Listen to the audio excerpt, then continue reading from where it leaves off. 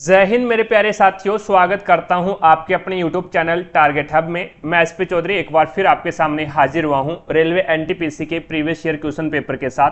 जैसा कि आप सभी को पता है, हमने 47 पेपर है वो सोल्व कर लिए हैं। अगर वो पीछे वाली क्लासें आपने नहीं देखी है तो इस क्लास के आई बटन या फिर डिस्क्रिप्शन बॉक्स में उसका लिंक मिल जाएगा, वहां से जाकर के आप पीछे वाली क्लासें देख सकते हैं, या फिर आप प्लेलिस्ट में जाओगे तो कंटिन्यू सभी क्लासें आपको देखने को मिलेगी। चलिए शुरू करते हैं आज का सेशन। और आज अपन इस क्लास के अंदर 3 अप्रैल 2021 को जो 3 बजे पेपर हुआ था उस पेपर का इस क्लास में सॉल्यूशन करने वाले हैं। तो बने रहेगा हमारे साथ क्लास के एंड तक। जिसने भी चैनल को सब्सक्राइब नहीं किया है तो चैनल को सब्सक्राइब करें, पास में लगे बेल आइकन को जरूर दबाएं ताकि अपन जैसे ही नेक्स्ट वीडियो लेके आए तो उसका नोटिफिकेशन सबसे पहले आपके पास पहुंचे और आप तुरंत उसका लाभ उठा सको। रही बात पीडीएफ की, तो पीडीएफ है वो आपको हमारे टारगेट हब एप्लीकेशन के ऊपर मिलेगी। लिंक डिस्क्रिप्शन बॉक्स में दे रखा है, वहां से जाकर के टारगेट हब एप्लीकेशन को डाउनलोड कीजिएगा और प्रत्येक क्लास की पीडीएफ है वो आपको इसी एप्लीकेशन के माध्यम से मिलेगी। रही बात टेस्ट सीरीज की, तो एनटीपीसी की टेस्ट सीरीज है वो शुरू कर रखी है हमने और इसमें आपको 135 टेस्ट मिलेंगे भी। अपनी प्रिपरेशन को ज्यादा बेहतर बनाने के लिए आज ही अपने टारगेट हब एप्लीकेशन को डाउनलोड कीजिएगा और टेस्ट सीरीज ज्वाइन कीजिएगा। चलिए शुरू करते हैं आज का सेशन। पहला क्वेश्चन देखो भी आपके सामने है। इसमें आपको बोला गया भी अंतर्राष्ट्रीय ओजोन दिवस कब मनाया जाता है, तो ये 16 सितंबर को मनाया जाता है। 1 नंबर ऑप्शन है वो आपका बिल्कुल राइट आंसर होगा। अगला क्वेश्चन देखो भी नेक्स्ट आपके सामने है 2 नंबर क्वेश्चन। 2 नंबर क्वेश्चन में आपको बोला गया है भी एक व्यक्ति ने अपनी घड़ी 144 रुपए में बेची और उससे घड़ी के क्रय मूल्य के बराबर प्रतिशत लाभ प्राप्त हुआ। उस घड़ी का आपको क्रय मूल्य बताना है। मैंने घड़ी का क्रय मूल्य मान लिया x, ठीक है, तो यहां पे लाभ प्रतिशत कितने का हुआ, x प्रतिशत का हुआ। अब इसके अंदर है वो लाभ प्रतिशत x प्रतिशत का हुआ है, तो लाभ कितने का हो गया, तो यहां पे x का x प्रतिशत आप निकालोगे तो ये आपके पास में कितना हो जाएगा भी, तो ये आपके पास में हो जाएगा x की स्क्वायर अपॉन में 100। ये आपके पास में क्या आ गया, लाभ आ गया। अब आपको पता है भी विक्रय मूल्य बराबर क्या होता है, यानी सेलिंग प्राइस बराबर क्या होता है, कॉस्ट प्राइस प्लस में प्रॉफिट होता है भी। तो कॉस्ट प्राइस कितना है यानी क्रय मूल्य कितना है, x है, और प्लस में यहां पे लाभ कितने का हुआ, तो x की स्क्वायर अपॉन में 100 का लाभ हो गया। तो बराबर में आपको क्या रखना है, 144 रख देना है। अब यहां पे 100 इसका क्या आ गया, एलसीएम आ गया, तो ये आपके पास में हो गया 100x, कितना आ गया भी 100x प्लस में x की स्क्वायर और बराबर में ये 100 यहां पे भाग में इधर जाएगा तो ये गुणा में चला जाएगा, तो ये जो 14,400। तो ये आपके पास में एक द्विघात समीकरण बनेगी, x की स्क्वायर प्लस में 100x और माइनस में 14,400। अब इसके आपको क्या है, 2 पार्ट ऐसे करने हैं भी। अब इसके टुकड़े कर लो भी आप, ये समीकरण बन गया आपके सामने। इसके टुकड़े कर लो भी, गुणा करोगे, जोड़ोगे या घटाओगे तो 100x आना चाहिए और गुणा करने पर 14,400 x स्क्वायर आना चाहिए। अब इसके अंदर है वो आपके पास में हो जाएगा x की स्क्वायर प्लस में यहां पे आ जाएगा आपके पास में 180x और यहां पे माइनस का आ जाएगा आपके पास में 80x और फिर माइनस का 14,400। अब इन दोनों में कॉमन देख लो, यहां पे x कॉमन आ गया तो बच गया x प्लस में 180 और यहां पे माइनस का 80 कॉमन आ गया तो यहां पे हो जाएगा x माइनस माइनस क्या हो जाएगा प्लस और 180। अब इसके अंदर है वो एक तो आपके पास में आ जाएगा x प्लस में 180 और एक आपके पास में आ जाएगा x माइनस में 80। बराबर जीरो कर दो भी दोनों के बराबर जीरो करोगे तो ये आ जाएगा x बराबर माइनस का 180 और दूसरा आ जाएगा x बराबर में 80। दूसरा क्या आ जाएगा भी, x बराबर में 80। तो यहाँ पे इसने पूछा क्या है, तो ये पूछा इसने भी घड़ी का क्रय मूल्य पूछा है। तो क्रय मूल्य वो कभी भी माइनस में नहीं होता भी, क्रय मूल्य है विक्रय मूल्य भी कभी भी माइनस में नहीं होते। तो यहाँ पे x का मान 80 आ गया जो कि प्लस में है, तो आपका 3 नंबर ऑप्शन है वो आपका बिल्कुल राइट आंसर हो जाएगा, ठीक है। और इसको आप ऑप्शन के हिसाब से भी उठा के कर सकते हैं। जैसे कि मैंने मान लिया भी क्रय मूल्य 80 रुपए है, भी ऑप्शन 3 नंबर उठाता हूं मैंने मान लिया 80 रुपए क्रय मूल्य है, तो यहाँ पे इसका लाभ प्रतिशत कितना होगा, फिर इसका लाभ प्रतिशत 80% हो जाएगा। अब 80 का 80% निकाल लो आप, 80 का 80% निकालोगे तो यहाँ पे 2 जीरो से 2 जीरो कैंसिल यानी 64 हो गया। तो कहने का मतलब क्या है भी, हमारे अनुसार 80 क्या था, क्रय मूल्य था, और यहाँ पे 64 क्या आ रहा है, लाभ आ रहा है। तो ये कितना हो रहा है अभी, 4 और 8 6 14 थी, यानी 144 आ रहा है और 144 ही वो दे रहा है अभी, यानी 144 रुपए में बेच रहा है और हमारे अनुसार भी विक्रय मूल्य 144 आ रहा है। तो इसका मतलब क्या हो गया, 80 रुपए अपना क्रय मूल्य राइट आंसर हो जाएगा अभी। आगे देखो भी नेक्स्ट आपके सामने है, चिपको आंदोलन निम्न में से किस राज्य में शुरू हुआ था? तो ये उत्तराखंड यूके के अंदर शुरू हुआ था। 3 नंबर ऑप्शन आपका बिल्कुल राइट आंसर होगा। नेक्स्ट देखो भी अगला क्वेश्चन है आपके सामने, 24 डी का मतलब क्या है? डी का अर्थ इसमें है भाग, 8 और ए का मतलब है प्लस 12 और सी का मतलब है गुना 4 और बी का मतलब है माइनस का 6। अब इसको काटो भी, 8 एक 8 या 24 और 12 चौके 48, 48 प्लस में 3 और माइनस का 6। अब यहाँ पे 48 में से 3 माइनस कर दो तो ये आपके पास में 45 बचेगा। 1 नंबर ऑप्शन आपका बिल्कुल राइट आंसर होगा। अगला क्वेश्चन देखो भी, स्वदेशी आंदोलन की शुरुआत भारत में के दौरान हुई थी। तो स्वदेशी आंदोलन की जो शुरुआत है वो भारत में बंग भंग विरोधी आंदोलन के दौरान हुई थी। 3 नंबर ऑप्शन है वो आपका बिल्कुल राइट आंसर होगा। अगला क्वेश्चन देखो भी, 50% अम्लता वाले 9 लीटर द्रव को 30% अम्लता वाले द्रव में परिवर्तित करने के लिए इनमें से कितनी मात्रा में पानी मिलाया जाना चाहिए? अब देखो भी 9 लीटर अपने पास में क्या है, मिश्रण है, इसमें 50% अम्लता है, 50% अम्लता है और 50% इसमें क्या है, वाटर है। अब 50% अम्लता है तो इसका मतलब क्या होगा, अभी 9 का आधा कर दो तो 4.5 लीटर तो आपके पास में क्या है, अम्ल है और यहाँ पे 4.5% ही आपके पास में 4.5 लीटर ही आपके पास में क्या है, वाटर है। अब इसके अंदर क्या करना है आपको, अम्लता 30% करनी है, पहले 50 थी अब अम्लता कम करनी है यानी 30% करनी है। तो इसमें कितना पानी मिलाया जाना चाहिए? तो 4.5 तो ये आपके पास में क्या है, 4.5 आपके पास में अम्ल है और 4.5 ही आपके पास में वाटर है, प्लस वाटर में मैंने क्या कर दिया, x लीटर वाटर मिला दिया और बराबर में क्या होना चाहिए, अम्लता 30% होगी तो यहाँ पे वाटर की धारिता कितनी आ जाएगी, 70 आ जाएगी भी। अब 0 से 0 कैंसिल कर दो और वज्र गुणा करवा दो तो ये आपके पास में 7 5 35, 3 और 7 चौके 28, 28 और 3 कितने हो जाएंगे भी, तो 28 और 3 है वो 31 हो जाएंगे। तो आपके पास में 315, एक के बाद में पॉइंट यानी 31.5 बराबर में 3 से इसको गुणा करोगे तो ये हो जाएगा 31.5 और प्लस में आपके पास में कितना आ जाएगा अभी, ये आ जाएगा 3x। अब यहां पे अब इसमें 3 से गुणा करवाओ भी, 3 से गुणा करवाओ, 3 5 15 और 3 चौके 12, 12 और 1 कितने होता है अभी, 13 होता है। तो ये आ जाएगा 13.5 आ जाएगा अभी, यहाँ पे 13.5 आएगा, 13.5। अब देखो भी 13.5 प्लस का इधर जाएगा तो माइनस का हो जाएगा, तो 31.5 से 13.5 जाएगा तो आपके पास में 0 और 11 में से 3 जाएगा तो आपके पास में 8 बचेगा और यहाँ पे बच गया 18। तो ये आ जाएगा 3x बराबर में 18 आ गया। तो x का मान आपके पास में कितना आ जाएगा, 6। तो x आपने माना क्या था, वाटर माना था जो उसमें मिलाया था, तो वही आपको पूछा है तो 6 लीटर पानी मिलाना पड़ेगा आपको। आगे देखो भी नेक्स्ट आपके सामने है अगला क्वेश्चन। अब इसमें आपको बोला गया भी 5 दोस्त हैं, R, S, T, U और V एक समूह के अंदर है और वे अपने रविवार को व्यतीत करने की योजना बना रहे हैं। उनमें से एक पिकनिक पर जाना चाहता है, एक क्रिकेट खेलना चाहता है, एक चिड़ियाघर घूमने जाना चाहता है और एक कॉफी शॉप जाना चाहता है और एक फिल्म देखने जाना चाहता है। अब यहाँ पे R न तो पिकनिक पर जाना चाहता है और न ही कॉफी शॉप जाना चाहता। R है वो न तो पिकनिक और न ही कॉफी शॉप में। S क्रिकेट खेलना या फिर देखना पसंद नहीं करता, ठीक है। T और V में से एक पिकनिक जाना चाहता है, या तो T या फिर V। और उसके बाद में इसने बोला U चिड़ियाघर घूमने जाना चाहता है। U है वो चिड़ियाघर यानी जू के अंदर जाएगा।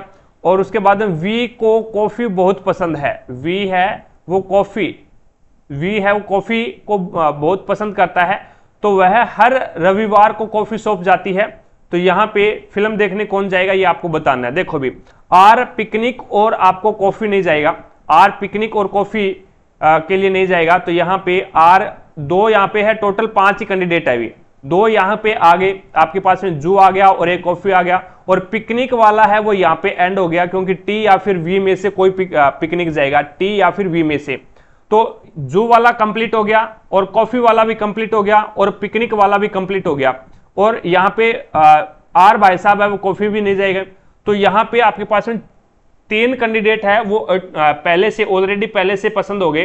तो इसके बाद में एक बच गया R के लिए। R फिर क्या कहां पे जाएगा, फिर R क्रिकेट खेलेगा भी, R है वो क्रिकेट खेलेगा। उसके बाद में यहां पे देखें यू चिड़िया घर घूमने जाता है, ठीक है, वी कॉफी पसंद है, ठीक है, टी और वी यानी वी को कॉफी पसंद आया तो टी बच गया ओनली फॉर टी, फिर कहां पे जाएगा आपका पिकनिक के लिए जाएगा, टी है वो पिकनिक के लिए जाएगा फिर, क्योंकि वी को यहां पे कॉफी पसंद आ गई। अब देखो भी अस को क्रिकेट खेलना पसंद नहीं है तो अस भाई साहब एक ही बचा है अस के लिए, और वो कौन सा है, मूवी वाला प्रोग्राम हो गया फिर अस का, तो एस है वो फिल्म देखेगा भाई, तो यहाँ पे ये पूछा है ना इसने फिल्म, तो बच गया एक नंबर ऑप्शन एस। आगे देखो भी नेक्स्ट आपके सामने है, अब इसके अंदर है प्लास्टर ऑफ पेरिस किससे बनता है, तो प्लास्टर ऑफ पेरिस है वो जिप्सम से बनता है भी। जिप्सम को 373 डिग्री केल्विन के ऊपर जब अपन गर्म करते हैं तो आपका प्लास्टर ऑफ पेरिस बनता है, क्योंकि जो जिप्सम होता है ना वो CaSO4 और 2S2 होता है। अब ये जिप्सम है और जिप्सम प्लास्टर ऑफ पेरिस कब बनेगा, जब ये क्या है अपना 1.5 जल का अणु है वो त्याग देगा, 1 से ही 1/2 जल के अणु को त्याग देगा, और ये कब त्यागेगा, जब इसको 373 केल्विन के ऊपर गर्म करेंगे, तो ये बन जाएगा CaSO4.12H2O, ये बन जाएगा जिप्सम आपका। आगे देखो नेक्स्ट 9 नंबर क्वेश्चन आपके सामने है। अब इसके अंदर आपको कथन दे रखा है भी सभी आपके जो त्रिभुज है वो वर्त है, सभी जो त्रिभुज है, टी से ट्रायंगल हो गया और ये सारे के सारे किस में आ जाएंगे, सर्कल, सी से सर्कल में आ जाएंगे, और सभी वर्त है वो वर्ग है तो सारे के सारे वर्त है वो स्क्वायर में आ जाएंगे भी। अब इसने बोला भी सभी त्रिभुज वर्ग है क्या, सारे के सारे जो ट्रायंगल है वो वर्ग के अंदर आ रहे हैं क्या, बिल्कुल आ रहे हैं भी, सही करो इसको। और कुछ त्रिभुज वर्ग नहीं है, यानी आपके पास में निष्कर्ष क्या है, नेगेटिव है, और यहाँ पे जो स्टेटमेंट है वो क्या है, पॉजिटिव है, तो इसी प्रकार से ये गलत हो जाएगा, पहला ही और इसमें क्या है सही है, तो केवल निष्कर्ष पहला पालन कर रहा है, 3 नंबर ऑप्शन आपका बिल्कुल राइट आंसर होगा। इंडियन सोशल कॉन्फ्रेंस ने प्रतिज्ञा आंदोलन शुरू किया, इंडियन सोशल कॉन्फ्रेंस ने प्रतिज्ञा आंदोलन शुरू किया था, इसका उद्देश्य क्या है, तो बाल विवाह को निषेधित करना, बाल विवाह को निषेधित करना है वो इसका उद्देश्य है। 2 नंबर ऑप्शन आपका बिल्कुल राइट आंसर होगा। अगला क्वेश्चन देखो भी, प्रकाश आंखों में प्रवेश करता है तो ये कॉर्निया के द्वारा प्रवेश करता है भी, प्रकाश है वो आंख में कॉर्निया में प्रवेश करता है, तो 2 नंबर ऑप्शन आपका बिल्कुल राइट आंसर होगा। सुभाष चंद्र बोस को पहली बार किस वर्ष भारतीय राष्ट्रीय कांग्रेस का अध्यक्ष चुना गया था, तो ये आपका राइट आंसर होगा 1938 में चुना गया था भी। 1938 का हरिपुरा अधिवेशन हुआ था, उसमें सुभाष चंद्र बोस है वो भारतीय राष्ट्रीय कांग्रेस के अध्यक्ष चुने गए थे, 1 नंबर ऑप्शन आपका बिल्कुल राइट आंसर होगा। अगला क्वेश्चन देखो भी नेक्स्ट, वह छोटी से छोटी धनराशि ज्ञात कीजिए जिसमें 2.50 रुपए, 20 रुपए और 1.20 रुपए और 7.50 रुपए शामिल होने चाहिए। तो देखो भी 2.50 रुपए है, अब इसको पॉइंट हटाऊंगा तो नीचे क्या लग जाएगा, 100 लग जाएगा। इसी प्रकार से ये 20 रुपए है और यहाँ पे क्या है 1.20 है, तो इसको पॉइंट हटाएंगे तो नीचे 100 लग जाएगा, और यहाँ पे 750 पॉइंट हटाओगे तो नीचे 100 लग जाएगा। अब इसको सोल्व कर लो, सोल्व करोगे तो यहाँ पे 25 से काट दो, 25 चौका 100 और 25 चौका 100 और 25 से कम 25, ये 10 बार कट गया। अब और इसको काटोगे तो ये 5 बटा क्या आ जाएगा भाई, 5/2 आ जाएगा। अब ये कटेगा नहीं क्योंकि 20 का 20 ही रहेगा। अब इसको काटोगे तो ये आपके पास में चला जाएगा 5 बार 5 से काटोगे तो ये हो जाएगा 15 से काट दो, 15 से 100 नहीं कटेगा भाई, 5 से काटोगे 4 से काट दो, 4 तिया 12 30 और यहाँ पे आ जाए 25 चौका 100, और अब इसको 5 से काट दो 6 और उसके बाद में 5, तो ये 6/5 आ गया। उसके बाद में इसको काटोगे तो 25 तिया 75 और 25 चौका 100, तो ये आपके पास में आ जाएगा 15/2। अब ये 15/2 बन गया, ये आपके पास में 6/5 बन गया, और एक आपके पास में 20 है और एक आपके पास में 5/2 है।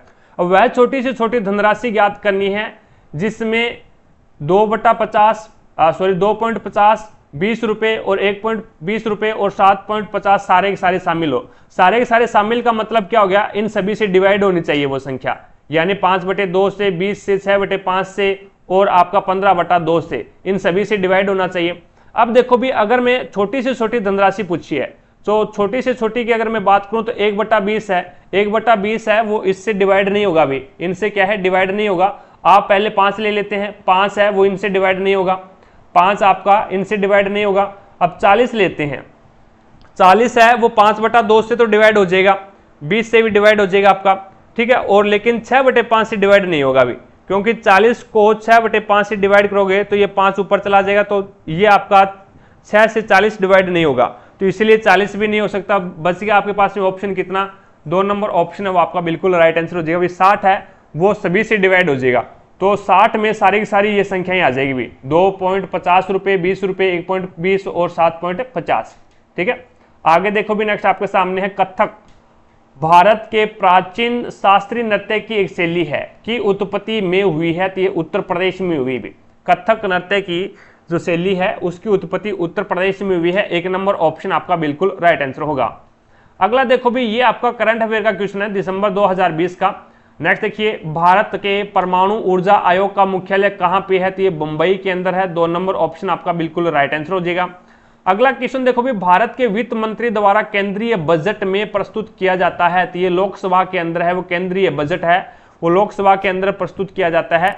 आपका 2 नंबर ऑप्शन बिल्कुल राइट आंसर हो जाएगा, जो भी भारत के वित्त मंत्री के द्वारा इसको प्रस्तुत किया जाता है। आगे देखो भी नेक्स्ट आपके सामने है, अगला क्वेश्चन है, व्यापार के लिए बाधाओं को कम करने और व्यापार के माध्यम से अंतर्राष्ट्रीय अर्थव्यवस्था में भागीदारी बढ़ाने की प्रक्रिया क्या कहलाती है, तो व्यापार एकीकरण कहलाती है भी। व्यापार एकीकरण यानी 1 नंबर ऑप्शन आपका बिल्कुल राइट आंसर होगा। रोशनी और मीरा की वर्तमान आयु का औसत 28 दे रखा है। यदि मीरा रोशनी से 6 वर्ष बड़ी है तो रोशनी की आयु ज्ञात करो। अब देखो भी, औसत आयु आपको कितनी दे रखी है, 28 दे रखी है। अब यहाँ पे टोटल आयु कितनी हो जाएगी, कुल कितनी हो जाएगी उनकी, तो कुल आयु आपको पता है भी, यहाँ पे x + y बराबर में 28 × 2 यानी 56 डायरेक्ट कर देंगे, x + में y, तो कुल योग कितना हो जाएगा, 56 हो जाएगा। अब दोनों की आयु का अंतर आपको कितना दे रखा है, दोनों की आयु का अंतर 6 वर्ष दे रखा है, तो x - में y बराबर में 6। अब x यहाँ पे मैंने रोशनी की आयु मानी है, रोशनी और मीरा की आयु का योग ये है, और मीरा है वो रोशनी से, मीरा है ना वो रोशनी से 6 वर्ष बड़ी है, रोशनी से 6 वर्ष बड़ी है, तो मैंने x मीरा को माना है। फिर x क्या है, मीरा को माना है, क्योंकि x है वो मीरा है और मीरा बड़ी है भी इसमें, और y मैंने क्या माना है, रोशनी को माना है। ठीक है, अब यहाँ पे एक बार जोड़ करके आधा कर दो, जोड़ करके आधा करोगे तो यहाँ पे डायरेक्ट x से x कटेगा, 2x बराबर कितना हो जाएगा, तो 62, और x बराबर कितना हो जाएगा, तो 31 2 62, यानी x का मान 31 आ गया। x आपने माना क्या था, मीरा की आयु, तो आपको बताना है रोशनी की आयु। तो एक बार जोड़ करके आधा कर दो और एक बार घटा करके आधा कर दो, तो 56 में से 6 जाएगा तो आपके पास में बचेगा 50, और फिर ये आपके पास में 2y आ जाएगा, 2y बराबर 50, तो y बराबर आपके पास में कितना आ जाएगा, तो ये आपके पास में हो जाएगा 25। तो y आपके पास में है क्या, रोशनी की आयु, तो आपके पास में राइट आंसर क्या होगा, 4 नंबर ऑप्शन बिल्कुल राइट आंसर हो जाएगा।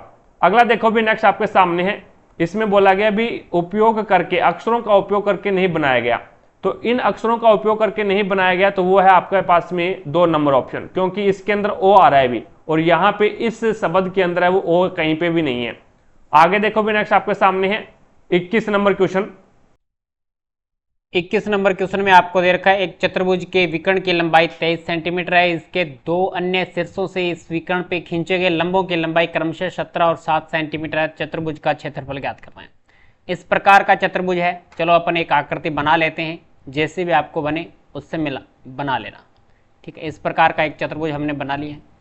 इसके एक विकर्ण की लंबाई दे दी हमें 23, तो यहाँ से एक लंब डाला जाता है 90 डिग्री, और यहाँ से भी एक लंब डाला जाता है 90 डिग्री का।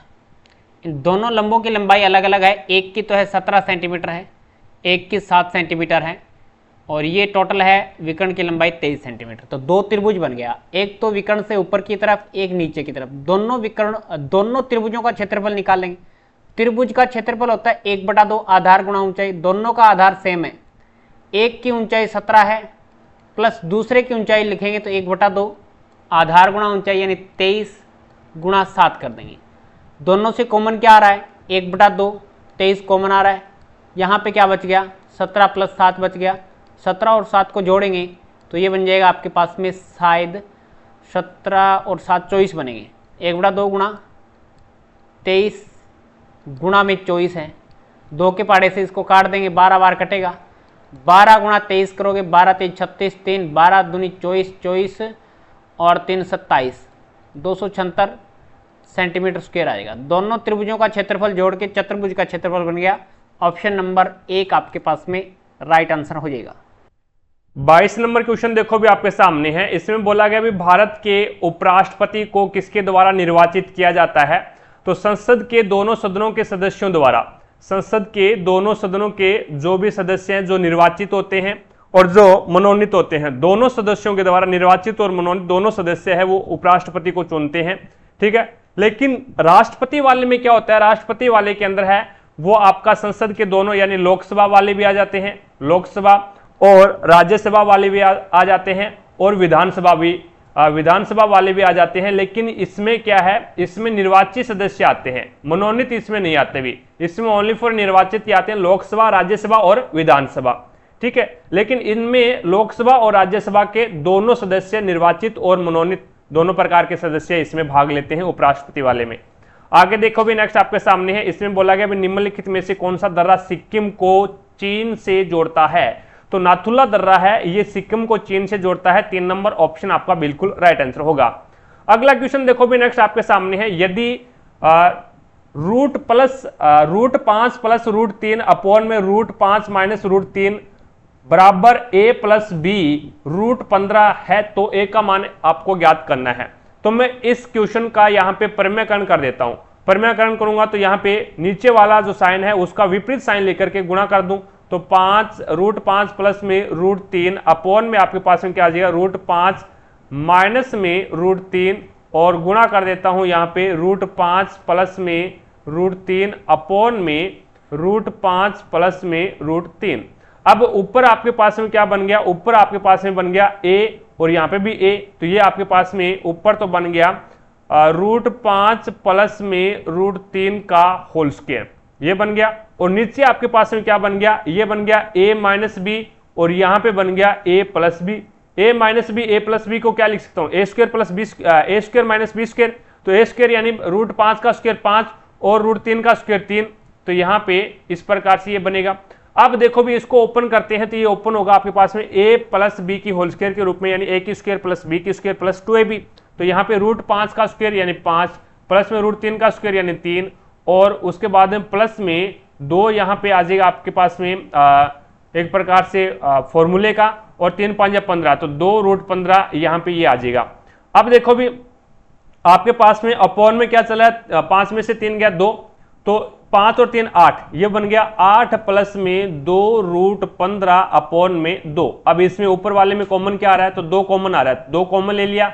यहाँ पे बच गया 4 प्लस में रूट 15 अपॉन में 2, तो 2 से 2 कैंसिल कर दो। अब इसके बराबर क्या है? भी अपने पास में आ गया 4 प्लस में रूट 15 और बराबर आपके पास में क्या है? ये है a प्लस बी रूट 15। अब तुलना कर दो, इनकी तुलना करोगे तो a का मान क्या आ जाएगा? 4 और यहाँ पे b रूट 15 का मान क्या आ जाएगा? रूट 15।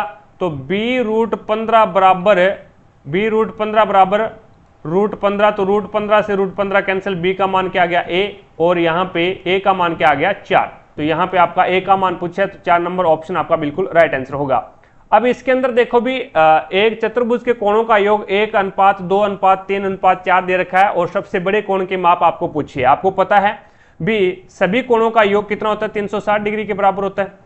ठीक है, x प्लस में 2x प्लस में 3x प्लस में 4x, कोई दिक्कत नहीं है। हमारे अनुसार इसका योग कितना हो रहा है? 4 3 7 2 9 9 1 10, हमारे अनुसार 10x हो रहा है। लेकिन चतुर्भुज के चारों कोणों का योग 360 होता है। तो x बराबर कितना आ गया? 36। x का मान 36 आ गया। सबसे बड़ा कोण कौन सा है? 4x। तो 4 से गुणा कर दो तो कितना आ जाएगा? 144, जो कि आपका 4 नंबर ऑप्शन बिल्कुल राइट आंसर होगा। अगला क्वेश्चन देखो भी नेक्स्ट 26 नंबर क्वेश्चन आपके सामने है। अब इसके अंदर आपको बोला गया है भी RODRA का सही पूर्ण रूप क्या है? तो इसे इसकी फुल फॉर्म होती है, वो होती है रिटायर्ड ऑफिसर्स डिजिटल रिकॉर्ड्स और अचीवर्स, यानी रिटायर्ड ऑफिसर्स डिजिटल रिकॉर्ड्स, और ये आपके पास में ए से बनेगा आर्काइव बनेगा, और यहाँ पे ये अचीव है भी, अर्चीव इंग्लिश में अर्चीव दे रखा है। तो 4 नंबर ऑप्शन है वो आपका बिल्कुल राइट आंसर हो जाएगा। अभी आगे देखो भी नेक्स्ट आपके सामने है अगला क्वेश्चन, कितने प्रतिशत वार्षिक चक्रवर्ती ब्याज की दर पर एक धनराशि 2 वर्ष में स्वयं के 9/4 के बराबर हो जाती है। मैंने वो धनराशि मान ली x है, कोई दिक्कत नहीं है। भी कितने प्रतिशत वार्षिक चक्रवृद्धि ब्याज की दर पर एक धनराशि 2 वर्ष में स्वयं का यानी 9/4 के बराबर हो जाती है, तो ये हो जाएगा 9/4 यानी 9x/4। ये वो धनराशि यानी आपके पास में प्रिंसिपल आपने माना था x, ये मैंने मूलधन माना था, और अमाउंट मेरे पास में क्या आ गया 9x/4 आ गया। अब यहां पे आप देख लो भी, तो ब्याज क्या होगा, तो ब्याज बराबर हो जाएगा आपके पास में 9x, ब्याज बराबर में क्या आ जाएगा भाई 9x/4 माइनस में आपके पास में x। तो यहां पे देखो भी ये आपके पास में 4 क्या आ गया, चक्रवर्ती ब्याज है भाई, चक्रवर्ती ब्याज है, तो इस प्रकार से सरल साधारण ब्याज की तरफ से नहीं होगा। अब देखो इसके अंदर यहाँ पे इस क्वेश्चन को डायरेक्ट ही सोल्व कर देते हैं भी 9/4 है, ऐसे सोल्व कर देते हैं इसको। 9/4 है इन स्वयं के 9/4 के बराबर हो जाती है। समय कितना है 2 वर्ष है, समय कितना है अभी 2 वर्ष है, तो ये किसी ना किसी संख्या की स्क्वायर होगी, मैंने बहुत बार आपको बताया है। यानी 9 ऊपर वाला ये आपके पास में अमाउंट हो गया और नीचे वाला है वो प्रिंसिपल को दर्शा रहा है। अब 9 और 4 है, समय 2 वर्ष है तो स्क्वायर हो जाएगी, और यहाँ पे समय 3 वर्ष होता तो ये क्यूब होती, तो ये आपके पास में हो गया 9/4, रूट के अंदर निकालोगे तो 3/2 आ जाएगा। अब यहाँ पे देखो भी 2 से 3 हो रहा है, 2 से 3 हो रहा है तो कितना बढ़ रहा है, 1 बढ़ रहा है, कितने पे 2 पे इंटू 100, तो यहाँ पे 2 एकम 2 50, तो 50% इसका क्या आ जाएगा दर आ जाएगा। 4 नंबर ऑप्शन आपका बिल्कुल राइट आंसर होगा। अगला देखो भी 2017 में लॉन्च की गई स्वदेशी नाभिकीय शक्ति चालित बैलिस्टिक मिसाइल पनडुब्बी का नाम क्या है, तो ये आपका राइट आंसर हो जाएगा INS अरीघाट, INS अरीघाट, यानी 3 नंबर ऑप्शन आपका बिल्कुल राइट आंसर होगा।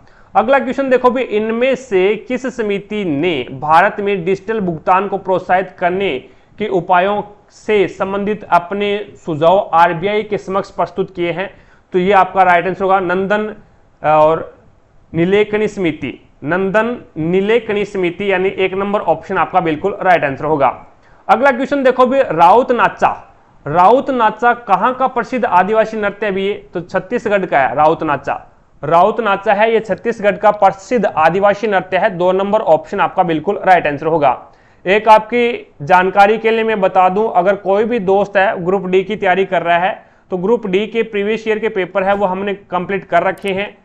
2022 के अंदर है वो ग्रुप डी के 99 पेपर कंप्लीट 99 पेपर हुए थे भी, तो टोटल हमने कवर कर लिए हैं, और प्लेलिस्ट में उनकी क्लास से मिलेगी आपको। प्लेलिस्ट का लिंक डिस्क्रिप्शन बॉक्स में दे रखा हूँ, तो वहाँ से जाकर के आप प्लेलिस्ट को ओपन कीजिएगा, और प्रत्येक क्लास है वो आपको वहीं पे मिलेगी ग्रुप डी की, ठीक है। अब इसके अंदर यहाँ पे 31 नंबर क्वेश्चन देखो भी, एक राम कथा दे रखी है आपको, और इस राम कथा को पढ़ करके आपको क्या करना है आंसर देना है। अब यहाँ पे देखो भी, पहला आपके पास में ये है भी, माध्यमिक कक्षाओं के लिए सहायक शिक्षक के पद हेतु निर्धारित भर्ती प्रक्रिया के लिए उम्मीदवारों द्वारा निम्नलिखित अर्हत मानदंडों को पूरा किया जाना आवश्यक है, ठीक है। पहला मानदंड यहाँ पे ये है भी, उसे भूगोल, इतिहास, अर्थशास्त्र, राजनीति विज्ञान और लोक प्रशासन में स्नातक होना चाहिए। पहली कंडीशन ये है भी, अगर उसे टीचर बनना है तो भूगोल, इतिहास, अर्थशास्त्र, राजनीति विज्ञान और लोक प्रशासन में स्नातक होना चाहिए, किन्हीं 2 विषयों के अंदर, किन्हीं भी 2 विषयों के अंदर, और उसे प्रथम श्रेणी में बीएड डिग्री उत्तीर्ण होनी चाहिए। दूसरी कंडीशन ये है, प्रथम श्रेणी में बीएड डिग्री है वो उत्तीर्ण होनी चाहिए। तीसरी कंडीशन उसके सामने ये है भी, उसे प्राथमिक स्तर पर 8 वर्ष का शिक्षण अनुभव या फिर माध्यमिक स्तर पर 3 वर्ष का शिक्षण अनुभव होना चाहिए। प्राथमिक स्तर पर 8 वर्ष का और माध्यमिक स्तर पर 3 वर्ष का। और चौथी कंडीशन है, यदि उसकी हिंदी और अंग्रेजी अच्छी पकड़ होनी चाहिए, हिंदी और अंग्रेजी में अच्छी पकड़ होनी चाहिए दोनों के अंदर।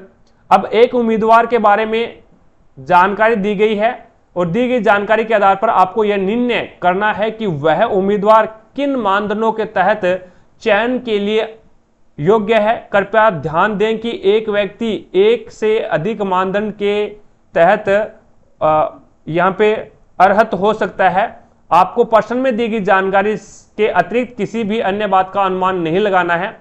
अब इसमें यहाँ पे देखो भी, मनीषा ने इतिहास और अर्थशास्त्र विषयों के साथ स्नातक की पढ़ाई पूरी की है, यानी मनीषा ने इतिहास और अर्थशास्त्र के। अब यहाँ पे इसने बोला क्या था इतिहास और अर्थशास्त्र दे रखा है भी इसमें भी, और इसने क्या स्नातक पूरा किया है और इसने भी स्नातक की पढ़ाई पूरी की है, और उसे पूर्व प्राथमिक शिक्षा स्तर पर 10 वर्ष का शिक्षण अनुभव है, और प्राथमिक स्तर पर 8 वर्ष का होना चाहिए, इसको क्या है 10 वर्ष का अनुभव है, कोई दिक्कत नहीं है। वह हिंदी के साथ साथ अंग्रेजी बोलने में भी अत्यंत कुशल है, और इसने यही बोला भी उसकी हिंदी और अंग्रेजी पर, हिंदी या अंग्रेजी पर अच्छी पकड़ होनी चाहिए, वो भी है। तो यहाँ पे आपकी जो मनीषा है वो इसमें क्या बोला है, तो यहाँ पे इसके अंदर है वो कौन सा एकदम सही है ये आपको बताना ना। तो इसके अंदर देखो भी केवल सेकंड या फिर फोर्थ के लिए आ रहता है, फर्स्ट या फिर फोर्थ। अब इसके अंदर यहाँ पे देखो भी पहला मानदंड क्या था, तो पहला मानदंड ये था बीए अर्थशास्त्र और राजनीति के लिए, अर्थशास्त्र और राजनीति विज्ञान और लोक प्रशासन में स्नातक होनी चाहिए, तो वो तो है, पहला एकदम सही है, पहले के लिए ये लागू है। दूसरे के लिए देखो भी यह है पूर्व प्राथमिक, यह है। अब यहां पे देखो भी ये दूसरे के लिए लागू नहीं है भी, क्यों नहीं है, क्योंकि इसने यहां पे इसने बोला भी उससे पूर्व प्राथमिक स्तर पर, उससे पूर्व प्राथमिक स्तर पर 10 वर्ष का शिक्षण अनुभव है, लेकिन इसने यहां पे दे रखा है उसे प्राथमिक स्तर पर 8 वर्ष का शिक्षण अनुभव होना चाहिए, पूर्व स्तर पर नहीं, पूर्व प्राथमिक पे नहीं होना चाहिए। ठीक है, तो यहां पे तीसरी और दूसरी कंडीशन इसने फॉलो नहीं की। कौन सी, उसे बीएड डिग्री उत्तीर्ण होना चाहिए, ये वाली कंडीशन फॉलो नहीं की, और एक उसने क्या है 3 नंबर डिग्री है वो भी फॉलो नहीं की।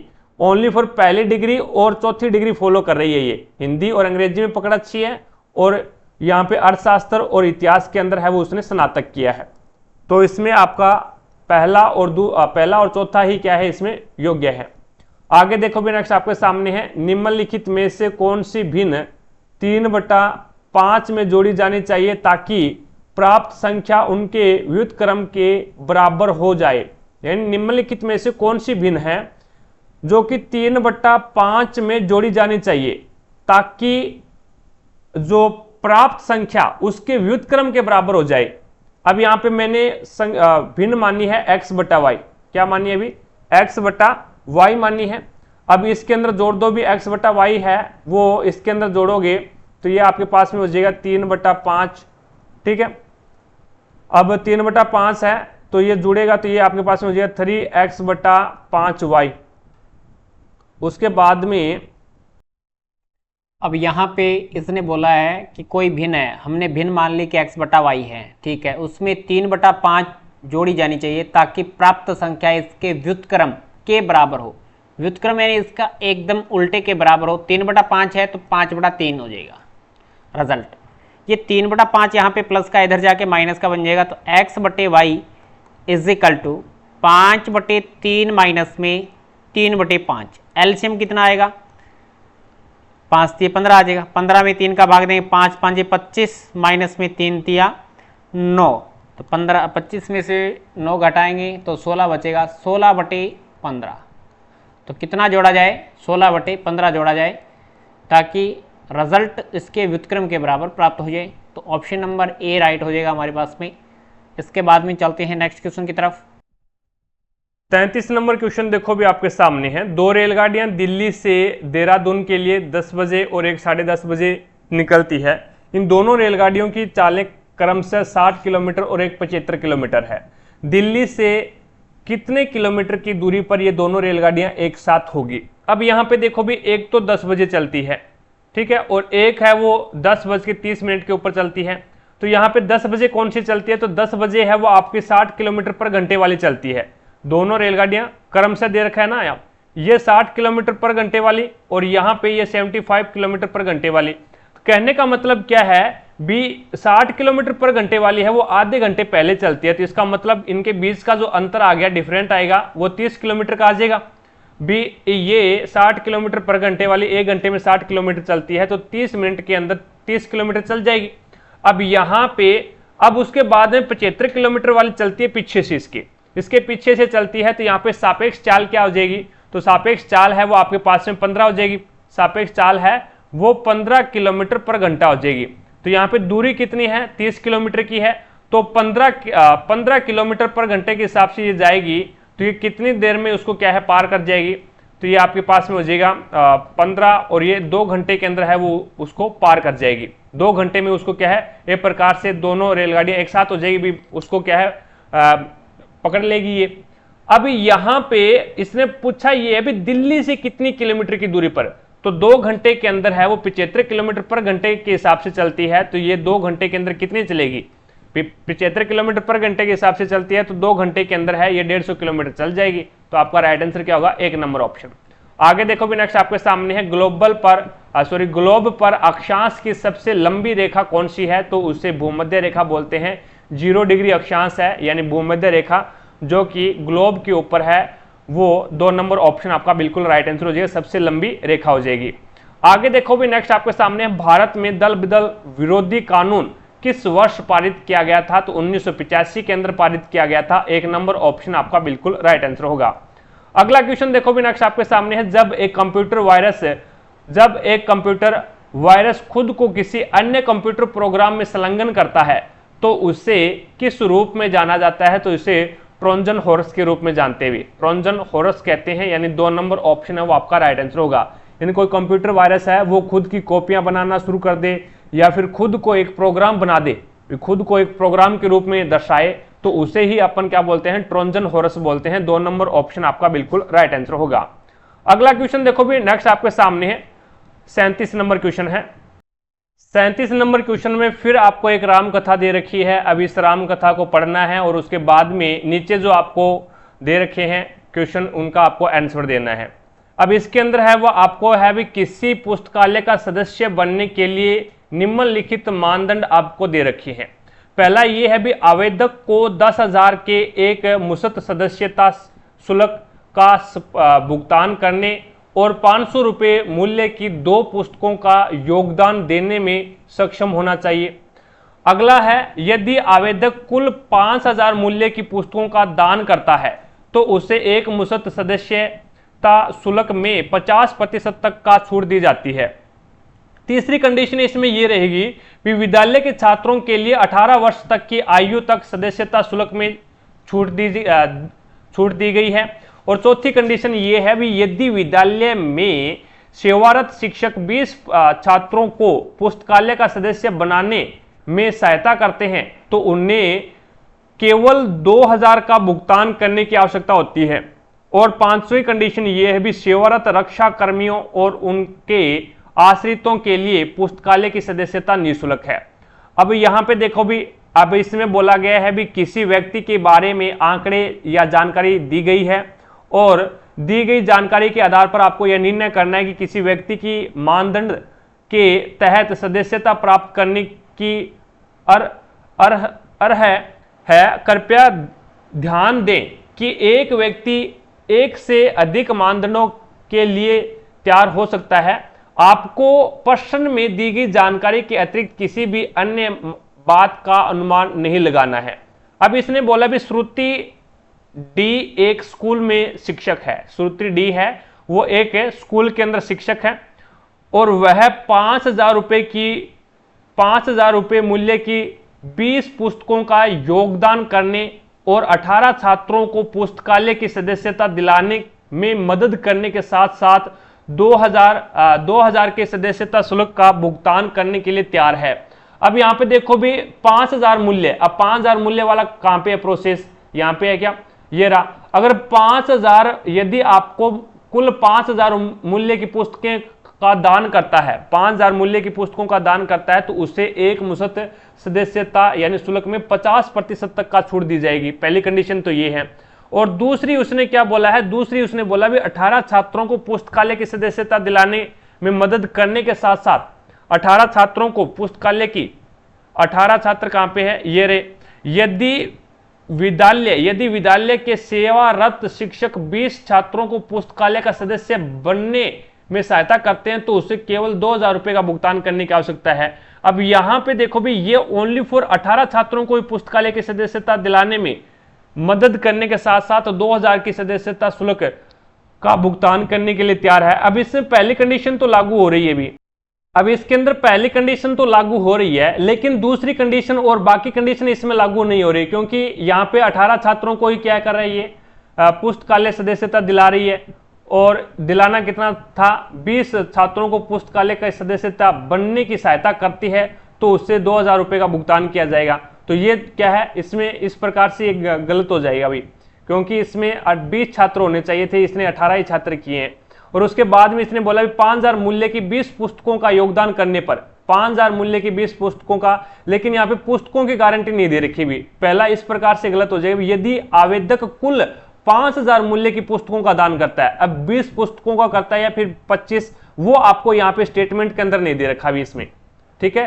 तो ये आपका 2 नंबर भी यहाँ पे गलत हो जाएगा भी, 2 नंबर भी आपका क्या है, गलत हो जाएगा। इसने 20 पुस्तकें हैं, काउंट 20 पुस्तकों की एक लिमिट दे रखी है, और यहाँ पे आपको क्या है, पुस्तकों की लिमिट नहीं दे रखी, यहाँ पे कोई पुस्तकों का नंबर नहीं दे रखा। तो इसी प्रकार से कोई भी अर्थ नहीं होगा इसमें, कोई भी जो स्कीम है वो लागू नहीं होगी। आगे देखो भी, नेक्स्ट आपके सामने है अगली क्वेश्चन। अब इसमें बोला गया है भी एक आदमी को 1 रुपए में 32 संतरे बेचने पर 40% की हानि होती है। कोई दिक्कत नहीं है, 1 रुपए के अंदर वो 32 संतरे बेचता है, या फिर मैं ये बोल सकता हूँ 32 संतरे है वो 1 रुपए में बेचता है, तो एक संतरा कितने में बेचेगा, तो 1/32 में। मेरे पास में एक संतरे का क्या आ गया, एक संतरे का एसपी यानी सेलिंग प्राइस आ गया। अभी एक संतरा है वो 1/32 रुपए के अंदर बेच रहा है। अब 40% की हानि होती है तो फ्रैक्शन में चेंज कर लो, 40/100, तो यहाँ पे हो जाएगा 2 दूआ 4 और 2 दूआ 4 और 2 5 10, यानी 2/5 आ गया। 2/5 यानी 5 अपने पास में क्रय मूल्य, 2 रुपए की हानि, तो कितने में बेचेगा, 3 में बेचेगा, 3 में बेचेगा। तो यहाँ पे ये आपके पास में इस प्रकार से 40% की हानि को मैंने इस प्रकार से फ्रैक्शन में कन्वर्ट कर लिया। अब ये मेरे पास में क्या है, 1/32 क्रय मूल्य विक्रय मूल्य है, और हमारे अनुसार विक्रय मूल्य कितना है, 3 रुपए, तो 3 बराबर 1/32 है। तो 1 बराबर क्या हो जाएगा अभी, तो 1 बराबर है वो आपके पास में मान आ जाएगा 3 बराबर 1/32, तो 1 बराबर क्या हो जाएगा, 1/32 इंटू 3। अब आपको मान किसका ज्ञात करना है, क्रय मूल्य देख लो, यहाँ पे क्रय मूल्य कितना है, तो क्रय मूल्य आपके पास में 5 है, तो 5 का मान ज्ञात कर लो। तो 5 का मान आपके पास में ये आ गया, अभी 5 का मान आपके पास में ये आ गया। अब 20% लाभ प्राप्त करना है, तो 20% को फ्रैक्शन में चेंज करोगे ना, बी एकम बी 500 यानी 1/5 आ जाएगा। 5 रुपए क्रय मूल्य, 1 रुपए का लाभ और 6 रुपए में बेचेगा। तो यहाँ पे 5 रुपए का क्रय मूल्य और 5 रुपए का मान ये अभी अपने निकाला है, अभी 5 रुपए का, तो 5 रुपए का ये मान है, आपको डायरेक्ट क्या करना है, 6 से गुणा कर देना है, क्योंकि 5 का मान तो ये आपके पास में है ही, 5 का मान आपके पास में है ही। तो यहाँ पे एक प्रकार से, या फिर 1 का मान निकाल लो, 1 का मान आपके पास में क्या था अभी, तो 1 का मान आपके पास में था 32 इंटू 3, ये 1 का मान था, ये आपके पास में 1 का मान था। तो यहाँ पे आप ओनली फॉर कितने से गुणा कर दो, 6 से गुणा कर दो, क्योंकि आपको तो क्या है, यहाँ पे विक्रय मूल्य बताना है, कितने संतरे बेचेगा, तो 6 यहाँ पे क्या है, विक्रय मूल्य है, तो 6 से गुणा करोगे, 3 एकम 3 और 3 दूआ 6, 2 एकम 2 और ये आ जाएगा आपके पास में 16 2 32, तो 1/16 आ जाएगा। 1/16 का मतलब समझे, 1 रुपए में 16 संतरे बेचने पड़ेंगे आपको। तो आपका राइट आंसर क्या होगा, 3 नंबर ऑप्शन बिल्कुल राइट आंसर हो जाएगा। अगला देखो भी, एक व्यक्ति ने एक बिंदु से शुरू करके अपनी कार उत्तर की ओर 138 किलोमीटर चलाई। अब यहाँ से और 138 किलोमीटर उत्तर की ओर चलाई, ये लो चला दिया, कोई दिक्कत नहीं है। उसके बाद में चौराहे पर वह दाएं मुड़ता है, चौराहे पर दाएं मुड़ता है और 50 किलोमीटर की दूरी तय करता है, तो 50 किलोमीटर की दूरी तय की, ये लो 50 किलोमीटर आ गया। उसके बाद में वह फिर से दाएं मुड़ता है और 180 किलोमीटर की दूरी तय करता है। अब यहाँ पे आ गया, अब फिर 100 दाएं मुड़ेगा और 138 किलोमीटर चलेगा, तो वापस इस साइड में आ जाएगा। अब ये 138 आ गया। वहां से वह दाएं मुड़ता है और 40 किलोमीटर की दूरी तय करता है। अब दाएं मुड़ेगा और 40 किलोमीटर की दूरी तय करेगा, तो ये आपका यहाँ पे आ जाएगा 40 किलोमीटर। अब इसने क्या बोला, अब वह अपने आरंभिक बिंदु से कितनी दूरी और किस दिशा में है। तो ये आपके पास में क्या है, इसका आरंभिक स्थान है और ये अभी पहुंचा है वो। तो आरंभिक स्थान से ये पूर्व दिशा में है, पहली बात तो ये, और 10 मीटर की दूरी पर है, पूर्व दिशा में और 10 किलोमीटर की दूरी पे है। 2 नंबर ऑप्शन आपका बिल्कुल राइट आंसर होगा। अगला क्वेश्चन देखो भी, 40 नंबर क्वेश्चन। अब देखिएगा 40 number question, a + b + c बराबर 0 दे रखा है। तो यहां से मैं a का मान निकाल लेता हूं, a बराबर होगा -k b + c, और मैं इसका होल स्क्वायर करूंगा तो मैं इसका भी होल स्क्वायर करूंगा, दोनों साइड होल स्क्वायर करने पड़ेंगे। तो a² = क्या हो जाएगा, माइनस और माइनस तो प्लस हो जाएगा, यानी b + c का होल स्क्वायर, और ये बन जाएगा a², नहीं ए स्क्वायर तो आएगा नहीं, बी स्क्वायर आएगा। तो ये ओपन हो जाएगा आपके पास बी स्क्वायर प्लस सी स्क्वायर प्लस 2bc। ठीक है, समझ रहे हो। चलो यहां से ए स्क्वायर का जो मान है उसको मैं इस रूप में लिखता हूं, तो ये हो जाएगा बी स्क्वायर प्लस सी स्क्वायर प्लस 2bc। आगे दे रखा है बी स्क्वायर प्लस सी स्क्वायर अपॉन में ए स्क्वायर का मान रखो यहां से, तो ये बन जाएगा बी स्क्वायर प्लस सी स्क्वायर प्लस 2bc माइनस में bc। ऊपर बी स्क्वायर 2b स्क्वायर बनेगा, 2c स्क्वायर बनेगा, 2bc बनेगा। ओके, नीचे है बी स्क्वायर प्लस सी स्क्वायर प्लस 2bc प्लस का है, माइनस का bc है, तो bc प्लस का बचेगा। ऊपर से 2 कॉमन ले लिया तो ये बन गया आपके पास बी स्क्वायर प्लस सी स्क्वायर प्लस bc, और भाग में क्या चल रहा है बी स्क्वायर प्लस सी स्क्वायर प्लस bc। ये सेम रिजल्ट आ गया, कट गया, आंसर 2 बच गया। ऑप्शन नंबर ए आपका राइट आंसर हो गया। इसके बाद में चलते हैं नेक्स्ट क्वेश्चन की तरफ। 41 नंबर क्वेश्चन देखो भी आपके सामने है, अंतर्राष्ट्रीय योग दिवस किस दिन मनाया जाता है? तो ये आपका राइट आंसर होगा 21 जून को अंतर्राष्ट्रीय योग दिवस मनाया जाता है, यानी 1 नंबर ऑप्शन आपका बिल्कुल राइट आंसर हो जाएगा। अगला क्वेश्चन देखो भी नेक्स्ट आपके सामने है। अगला क्वेश्चन कहां पे चला गया भाई?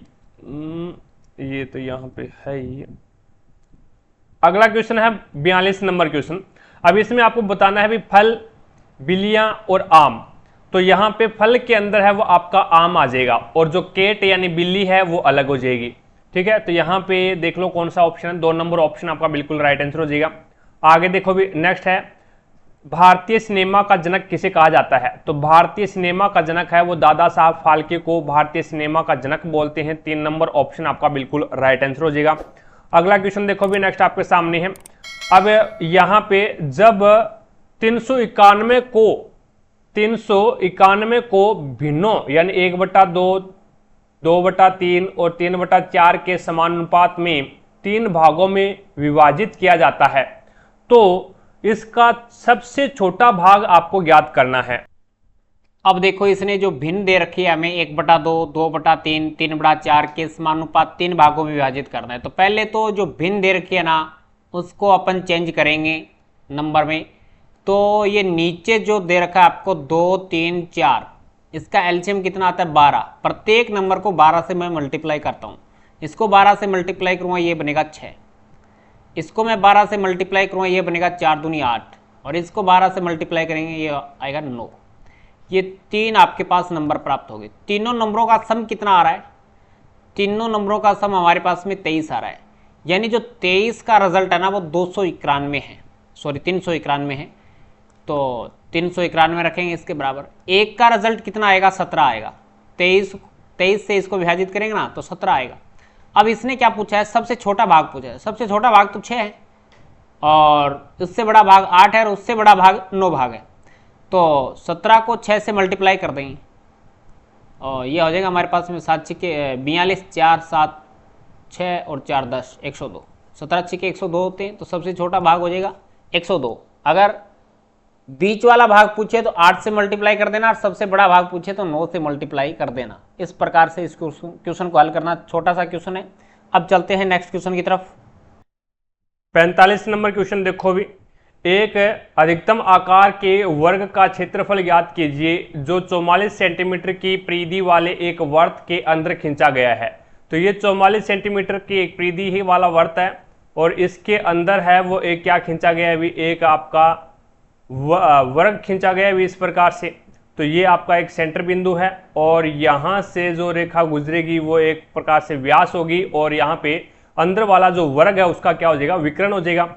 अब इसकी परिधि कितनी है? 44 सेंटीमीटर है। मैंने आपको एक प्रकार से ट्रिपलेट याद रखने को बोला था भी। ट्रिपलेट होता है अगर किसी की त्रिज्या 7 होती है, अगर किसी वृत्त की त्रिज्या 7 है तो उसकी परिधि 44 होगी, और उसका क्षेत्रफल है वो 154 होगा। ठीक है, इसी प्रकार से अगर किसी वृत्त की परिधि त्रिज्या है वो 14 है तो उसका परिधि 88 होगा, और यहाँ पे 616 है वो इसका क्या हो जाएगा? क्षेत्रफल हो जाएगा। इस प्रकार से याद रखना है भी आपको। ठीक है, तो यहाँ पे आप 35 तक याद रखोगे भी। 35 तक यानी वर्त की जो त्रिज्या है वो 35 तक आप याद रखोगे। तो यहाँ पे डायरेक्ट अब अपन करेंगे भी 44 है इसकी परिधि 44 है, तो त्रिज्या कितनी हो जाएगी 7। तो यहाँ पे इसका विकर्ण कितना हो जाएगा, तो विकर्ण इसका 14 हो जाएगा भी, क्योंकि 7 त्रिज्या है तो व्यास कितना हो जाएगा, इसका वर्ग है, इसका जो विकर्ण है वो वर्त के व्यास के बराबर है। तो यहाँ पे इसका व्यास कितना हो जाएगा, 14 हो जाएगा भी, व्यास 14, तो इसका विकर्ण भी 14 हो जाएगा। अब आपको पता है, आपको पता क्या है भी, आपको वर्ग का विकर्ण दे रखा है, वर्ग का विकर्ण दे रखा है, तब आप फॉर्मूला कौन सा लगाओगे क्षेत्रफल याद करने के लिए, तो वो होता है आपका विकर्ण की स्क्वायर, विकर्ण की स्क्वायर अपॉन में 2।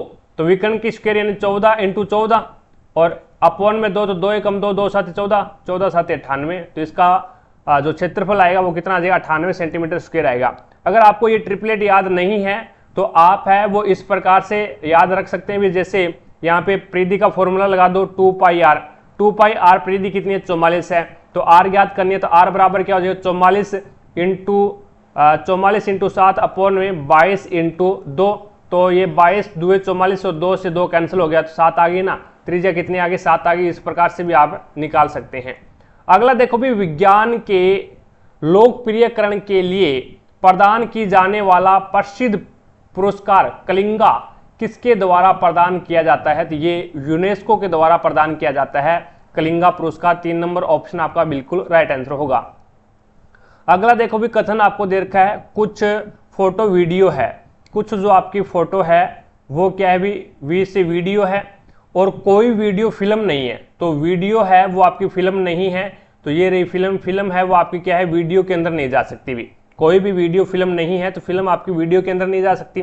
अब निष्कर्ष में क्या होगा भी, कोई फोटो फिल्म नहीं है, कोई भी आपकी फोटो है वो फिल्म नहीं है, तो फोटो फिल्म हो सकती है भी, फोटो फिल्म हो सकती है। इसका दूसरा जो डायग्राम बनेगा वो इस प्रकार से बन सकता है भी, ये फोटो वाला आ गया, ये वीडियो वाला आ गया और ये आपका फिल्म वाला आ गया, ये भी डायग्राम बन सकता है। लेकिन कंडीशन ये है भी, फिल्म है वो वीडियो में नहीं जा सकती, फिल्म वाला डायग्राम वीडियो के अंदर नहीं जा सकता, ये कंडीशन है। ये यहाँ पे भी लागू हो रहा है, ये यहाँ पे भी लागू हो रहा है, तो इस प्रकार से ये क्या है, पहला गलत हो जाएगा, कोई भी फोटो फिल्म नहीं है इस कारण। अगला देखो भी, कुछ फिल्म फोटो नहीं है, कुछ जो आपकी फिल्म है, जो आपकी ये फिल्म है वो फोटो नहीं है, कुछ जो आपकी कुछ फिल्म फोटो नहीं है, कुछ जो आपकी फिल्म है ना वो फोटो नहीं है। तो ये देखो भी, ये जो आपकी फोटो है ना, ये वाली जो फोटो है वो आपकी क्या है, फिल्म नहीं हो सकती, और वो यहाँ पे भी नहीं हो सकती और वो यहाँ पे भी नहीं हो सकती। तो इन दोनों डायग्रामों में एक चीज कॉमन है भी, जो आपकी फोटो है वो फिल्म नहीं हो सकती, कुछ फोटो, क्योंकि वो वीडियो में गई हुई है। तो इसी कारण दूसरा इसमें क्या आ जाता है, आपका निष्कर्ष ये भी, कुछ फिल्म है वो फोटो नहीं है। तो यहाँ पे आपका राइट आंसर क्या होगा, 2 नंबर ऑप्शन आपका बिल्कुल राइट आंसर हो जाएगा।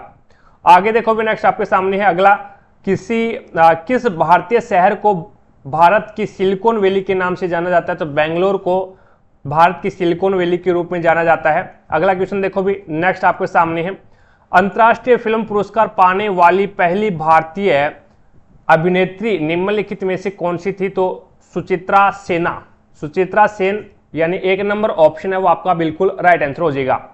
अगला क्वेश्चन देखो भी, नेक्स्ट 50 नंबर क्वेश्चन आपके सामने है, शिक्षा को भारतीय संविधान में किस सूची के अंतर्गत रखा गया है, तो शिक्षा को समवर्ती सूची के अंतर्गत रखा गया है। 2 नंबर ऑप्शन आपका बिल्कुल राइट आंसर होगा।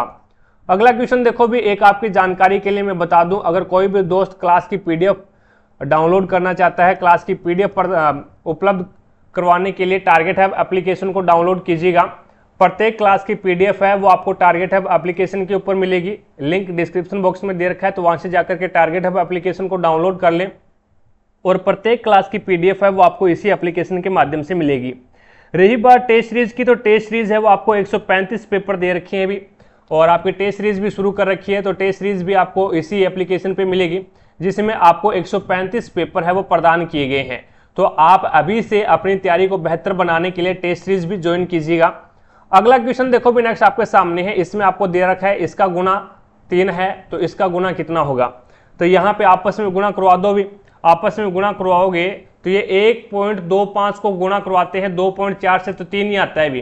तो इसी प्रकार से 7.50 को 0.4 से गुणा करवा दो, तो ये हो जाएगा 0 4 5 20, 2 4 7 28 और 2 कितने हो जाएंगे भी 30 हो जाएंगे।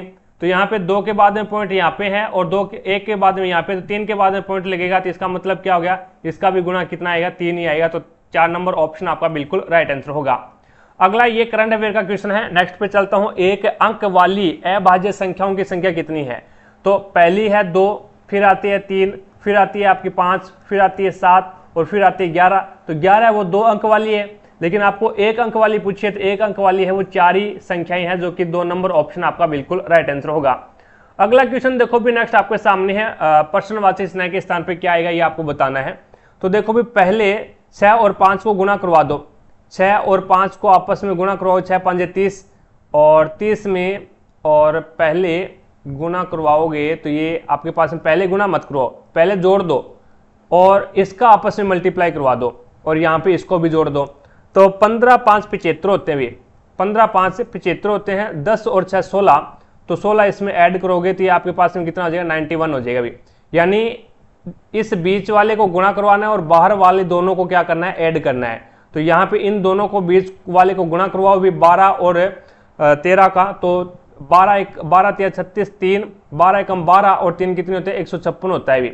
ठीक है, और उसके बाद यहाँ पे आपको प्लस करना है भी, प्लस करना है 18 और 4 22, तो 156 में 22 आप ऐड करोगे तो ये हो जाएगा 8 और 5 2 7 178 आ जाएगा, जो कि आपका राइट आंसर क्या होगा, 2 नंबर ऑप्शन आपका बिल्कुल राइट आंसर होगा। अगला क्वेश्चन देखो भी नेक्स्ट आपके सामने है। अब इसमें अपन आधार समान है, आधार यहाँ पे समान है तो घातों को जोड़ दो भी, क्योंकि 3/5 और 3/5 आधार समान है तो घातों को जोड़ोगे। तो पहली कंडीशन ये है भी, पहली कंडीशन इसको सोल्व कर रहा हूं मैं। तो 2x माइनस में 1 प्लस में 4, तो यहाँ पे ये कितना हो जाएगा, तो ये आपके पास में 2x और प्लस का 3 हो जाएगा भाई, 2x प्लस 3 हो जाएगा ये, क्योंकि माइनस का 1 और प्लस का 4 है तो प्लस का 3 हो जाएगा। अब ये आगे आपके पास में 3/5 की पावर कितनी आ गई, 2x प्लस में 3 आ गई, और बराबर आपके पास में क्या है, 3/5 की पावर है वो 15 है। अब देखो भी आधार बराबर है, आधार है वो बराबर है तो घातों को भी बराबर कर दो। घातों को बराबर करोगे तो ये आपके पास में 2x प्लस में 3 बराबर में 15, तो यहाँ पे x बराबर कितना आ जाएगा, तो 15 में से 3 जाएगा तो 12 बचेगा और 12 में 2 का भाग लगाओगे तो x बराबर 6 आ जाएगा, जो कि आपका राइट आंसर होगा 3 नंबर ऑप्शन। आगे देखो भी नेक्स्ट 56 नंबर क्वेश्चन आपके सामने है। अब इसमें आपको बोला गया भी एक धनराशि साधारण ब्याज की एक निश्चित दर पर 3 वर्ष में बढ़ करके 850 और 4 वर्ष में बढ़ करके 925 हो जाती है, तो धनराशि आपको ज्ञात करनी है। देखो भी 3 वर्ष से बढ़ करके 850 हो जाती है और ब्याज कौन सा, साधारण ब्याज है। साधारण ब्याज में प्रत्येक साल में ब्याज है वो समान रहता है भी, 3 साल में 850 होगी और 4 साल में 925 होगी, तो इसका मतलब क्या हो गया, 1 साल का ब्याज अपन यहाँ से निकाल सकते हैं। तो 1 साल का ब्याज है वो 925 में से 850 जाएगा तो 75 बचेगा भी। 75 रुपये है वो आपके पास में क्या है, 1 साल का ब्याज आ गया। 75 रुपये 1 साल का ब्याज है, तो 3 साल का ब्याज कितना हो जाएगा, 3 से गुणा करवा दो भी, तो 3 5 15, 3 7 21 और 1 22, तो यहाँ पे 225 रुपये है वो आपका क्या आ गया, 3 साल का ब्याज आ गया। और इसमें से 3 साल के ब्याज में से 3 साल का जो मिश्र धन है, ये आपका मिश्र धन है 3 साल का, 3 साल के मिश्र धन से ब्याज घटा दें तो मूलधन आपके पास में बचेगा। तो 350 में से 225 आप माइनस करोगे तो ये आपके पास में कितना बचेगा भाई, 75 आया क्या। अब यहाँ पे दोबारा से देखो भाई 75 आया, ठीक है। अब 10 में से 5 गया, 5 बच गया, यहाँ पे 4 में से 2 जाएगा तो 2 बचेगा और 8 में से 2 गया 6, 625 है वो आपका क्या आ गया, 625 धनराशि आ जाएगी। 1 नंबर ऑप्शन आपका बिल्कुल राइट आंसर होगा। या फिर आप 925 से यहाँ से भी कवर कर सकते हैं भी, 1 साल का ब्याज 75 रुपये है तो 4 साल का ब्याज कितना हो गया, तो यहाँ पे आपको क्या है 4 साल का ज्ञात करना पड़ेगा। 4 5 20, 2 4 7 28 और 2 30, यानी 300 आपको माइनस करना पड़ेगा। तो 925 में से 300 माइनस करोगे तो 625, यहाँ पे भी बराबर ही आएगा। 1 नंबर ऑप्शन आपका बिल्कुल राइट आंसर होगा। इनमें से अगला क्वेश्चन देखो भी, इनमें से किस भिन्न का दशमलव प्रसार शांत है। शांत का मतलब क्या है भी, दशमलव के बाद के अंदर है वो फ्रैक्शन है वो कंप्लीटली भाग पूरा चला जाता है। जैसे यहाँ पे इसके अंदर भाग दे के देखते हैं भी, 6 के अंदर 15 का भाग दोगे तो यहाँ पे पॉइंट लगेगा, पहले पॉइंट लगेगा, 0 उतर आएगी, 15 चौका 60, तो यहाँ पे 60 भाग पूरा गया। ये क्या है, ये दशमलव प्रसार शांत है। बाकी में क्या है, ये अशांति रहेगा भी, कभी 2 आ जाए, कभी 3 आ जाए, कभी 4 आ जाए, कभी 1 आ जाएगा, कभी 3 आ जाएगा, इस प्रकार से क्या है अशांत रहेगा, यानी भाग चलता जाए, कभी भी कंप्लीट ना हो। जैसे 10 के अंदर 3 का भाग देते हैं तो ये क्या है, 3 तिया 9 बच गया, 1 पॉइंट लगेगा, 10 फिर 3 फिर पॉइंट लगेगा, फिर 3 फिर 3, इस प्रकार से 3 3 चलता रहेगा। ये अशांत है और ये क्या है, शांत है। तो यहाँ पे 2 नंबर ऑप्शन आपका बिल्कुल राइट आंसर होगा। अगला देखो भी नेक्स्ट आपके सामने है। अब इसमें आपको बताना है मैसेपे और लेसेपे में कितनी बार शामिल हुआ है। तो 48, 36, 72 और 24 का मैसेपे है ना, इनका जो मैसेपे है वो इनमें लेसेपे कितनी इनके लेसेपे में कितनी बार शामिल हुआ है। तो यहाँ पे 48, 36, 72 और 24 का मेरे को ये बताओ पहले तो HCF कौन कितना है, HCF कितना है इसका। तो 48, 36 और 72 और 24 वह बड़ी से बड़ी संख्या जो इन दी गई संख्याओं को डिवाइड कर दे। तो 24 है वो 72 को तो डिवाइड कर देगा लेकिन 36 को डिवाइड नहीं कर सकता, ठीक है। 48 को भी डिवाइड कर देगा, तो 24 से छोटी संख्या होनी चाहिए। तो इसका मतलब 12 जो संख्या वो 48 को भी डिवाइड कर देगी, 36 को भी डिवाइड कर देगी, 72 को भी डिवाइड कर देगी और 24 को भी डिवाइड कर देगी। तो इसका मतलब क्या हो गया, आपका HCF इसका कितना आ गया, 12 आ गया। अब यहाँ पे इसने बोला है भी इसके लेसेपे में कितनी बार शामिल हुआ है, ये आपको बताना है। इनके लेसेपे में कितनी बार शामिल हुआ है। तो यहाँ पे इसका एलसीएम निकालो भी, इसका एलसीएम निकालोगे तो ये आ जाएगा आपके पास में 3 दुए 6, 6 दुए 12 और 12 को फिर 12 दुए 24 और 24 दुए 48। 36 को क्या लिखूंगा, 3 इंटू 3, 3 तिया 9 और 9 दुए 18 और 18 दुए 36। 72 को क्या लिखूंगा, तो 2 दुए 4, 4 दुए 8, 8 दुए 16 और 16 दुए 32 और 16 दुए 32 और फिर नहीं, थोड़ा सा इसको यहाँ पे ये हो जाएगा आपके पास में 3 तिया 9, ठीक है। और फिर 9 8 72 होते हैं ना, तो यहाँ पे 8 बना दो भी, 3 तिया 9 और 9 8 72 हो गया। 24 को क्या लिखूंगा, तो 2 दुआ 4 और 4 तिया 12 और 12 दुए 24। अब इसका एलसीएम देख लो भी कितना आ रहा है। एलसीएम यहाँ पे 2 है वो 1 2 3 4 और यहाँ पे 4 बार आ रहा है, तो यहाँ पे 2 की पावर 4 आ गया। उसके बाद में एलसीएम 3 देखो भी कितनी बार आ रहा है, तो 3 है वो आपका 2 बार आ रहा है भी, 3 अधिकतम 2 बार आ रहा है, तो यहाँ पे 3 की पावर है वो 2 हो गया। तो ये कितना हो जाएगा अभी, ये आपके पास में हो जाएगा 2 की पावर, यहाँ पे 2 की पावर 4 है, 2 की पावर 4 को 16 लिखूंगा मैं, और 16 निम कितना होता है, 144 होता है भी। यानी इसका आपका एलसीएम कितना आ गया, 144 आ गया। एलसीएम 144 आ गया। तो इस एलसीएम में HCF कितनी बार आया है, एलसीएम में HCF कितनी बार आया है। HCF कितना है आपका 12, तो 12 से डिवाइड कर दो भी इसको, 12 से डिवाइड कर दोगे तो 12 बार आया है, क्योंकि 144 है वो 12 की स्क्वायर होती है। तो 1 नंबर ऑप्शन आपका बिल्कुल राइट आंसर होगा। अगला देखो भी नेक्स्ट आपके सामने 6 लड़कियां आपको दे रखी है, PQRST और U की तुलना, आयु की तुलना की गई है। S है वो R और U से बड़ी है, S आपकी वो R और U से बड़ी है, तो ये रही आपकी S और वो R और U से बड़ी है, लेकिन P से छोटी है, लेकिन S है वो P से छोटी है। T केवल एक लड़की से बड़ी है, T है ना वो केवल एक, T से केवल एक ही लड़की बड़ी है। तो इसका मतलब क्या है, T है वो ऊपर से 2 नंबर है भी, ऊपर से 2 नंबर है। यदि आयु का निम्नलिखित में से कौन सा अनुक्रम संभव नहीं है, बाईं ओर से उनको आयु के घटते हुए क्रम में उसको लिखा है, बाईं ओर से उनको क्या है, घटते हुए क्रम में लिखा है। तो यहाँ पे एक तो आपका Q बच गया, ठीक है, और एक आपका Q के बाद में एक जिक्र किसका नहीं हुआ, U का तो हो गया और P का भी हो गया। तो 1 2 3 4 5 6, ठीक है। अब इसके अंदर है वो उनकी कौन सा संभव नहीं हो सकता, ये आपको बताना है।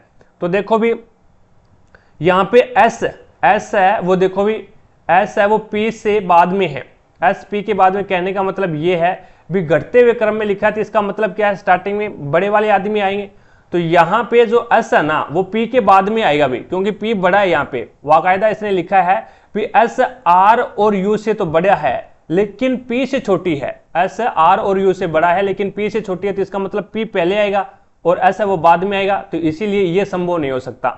उसके बाद में देखो भी P है वो आपका पहले आ सकता है, क्योंकि इसने एक ही बोला है भी T से पहले एक आदमी आ सकता है। तो यहाँ पे T तो 2 नंबर पे ही आएगा, T है वो आपका 2 नंबर पे ही आएगा। अब उससे पहले P भी आ सकता है या फिर Q भी आ सकता है।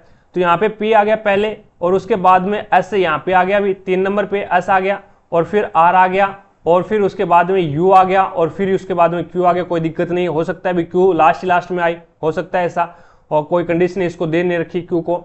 और क्यू मैंने पहले लेके आ गया, क्यू पहले आ गया, उसके बाद में टी आ गया, टी तो 2 ही नंबर पे आएगा, उसके बाद में पी आ सकता है, टी के बाद में पी आएगा, और उसके बाद में एस से पहले है वो आपका पी आएगा, फिर आर और यू आ गया, उसके बाद में पी है वो पहले आ गया, फिर टी आ गया, और फिर आपका क्यू आ गया, और उसके बाद में एस और आर यू आ गया। तो इसमें ये कंडीशन कभी भी फॉलो नहीं हो सकती भी, ठीक है, 1 नंबर ऑप्शन। आगे देखो भी 60 नंबर क्वेश्चन आपके सामने है। इसमें बोला गया सहायक संधि की प्रणाली को स्वीकार करने वाला पहला भारतीय मूल का शासक कौन था? तो हैदराबाद के निजाम हो जाएंगे भी, हैदराबाद के निजाम हो जाएंगे, जो कि 1 नंबर ऑप्शन आपका बिल्कुल राइट आंसर होगा। अगला क्वेश्चन देखो भी नेक्स्ट आपके सामने है। पहले छोटा ब्रैकेट हल करते हैं। यहाँ पे इस ब्रैकेट को हल करोगे तो ये आपके पास में हो जाएगा 2 दूआ 4, ये कितना हो जाएगा? 2 दूआ 4 हो जाएगा। फिर क्या छोटा ब्रैकेट है तो यहाँ पे भाग लगेगा 4 का 4 के अंदर भाग लगेगा तो 1 बचेगा भी, ठीक है, माइनस का निशान छोटा ब्रैकेट के अंदर है ये। अब देखो भी पहले क्या होगा, यहाँ पे क्या होगा, पहले भाग होगा भी, यहाँ पे पहले भाग होगा, 2 एकम 2, 2 दूआ 4, 2 आ गया, फिर 2 का 2 के साथ में गुणा करोगे 4 आ गया, और 4 माइनस का 1 है तो 4 में से 1 गया, 3 बचेगा, जो कि 2 नंबर ऑप्शन आपका बिल्कुल राइट आंसर होगा। 62 नंबर क्वेश्चन देखो भी, एक लड़की के फोटो की ओर इशारा करते हुए मोहन ने कहा वह मदन की बेटी है, वह मदन की बेटी है। एक लड़की के फोटो की ओर इशारा किया मोहन ने इशारा किया मदन के लड़की की ओर, यानी उसने कहा भी वह मदन की बेटी है। ये क्या है? मदन की बेटी है भी, ये मदन की बेटी है, जिसके पिता मेरे पिता की इकलौती संतान है। जिसके पिता यानी इस बेटी के जो पिता है, मदन के जो पिता है, मदन के जो पिता है वो मेरे पिता की इकलौती संतान है।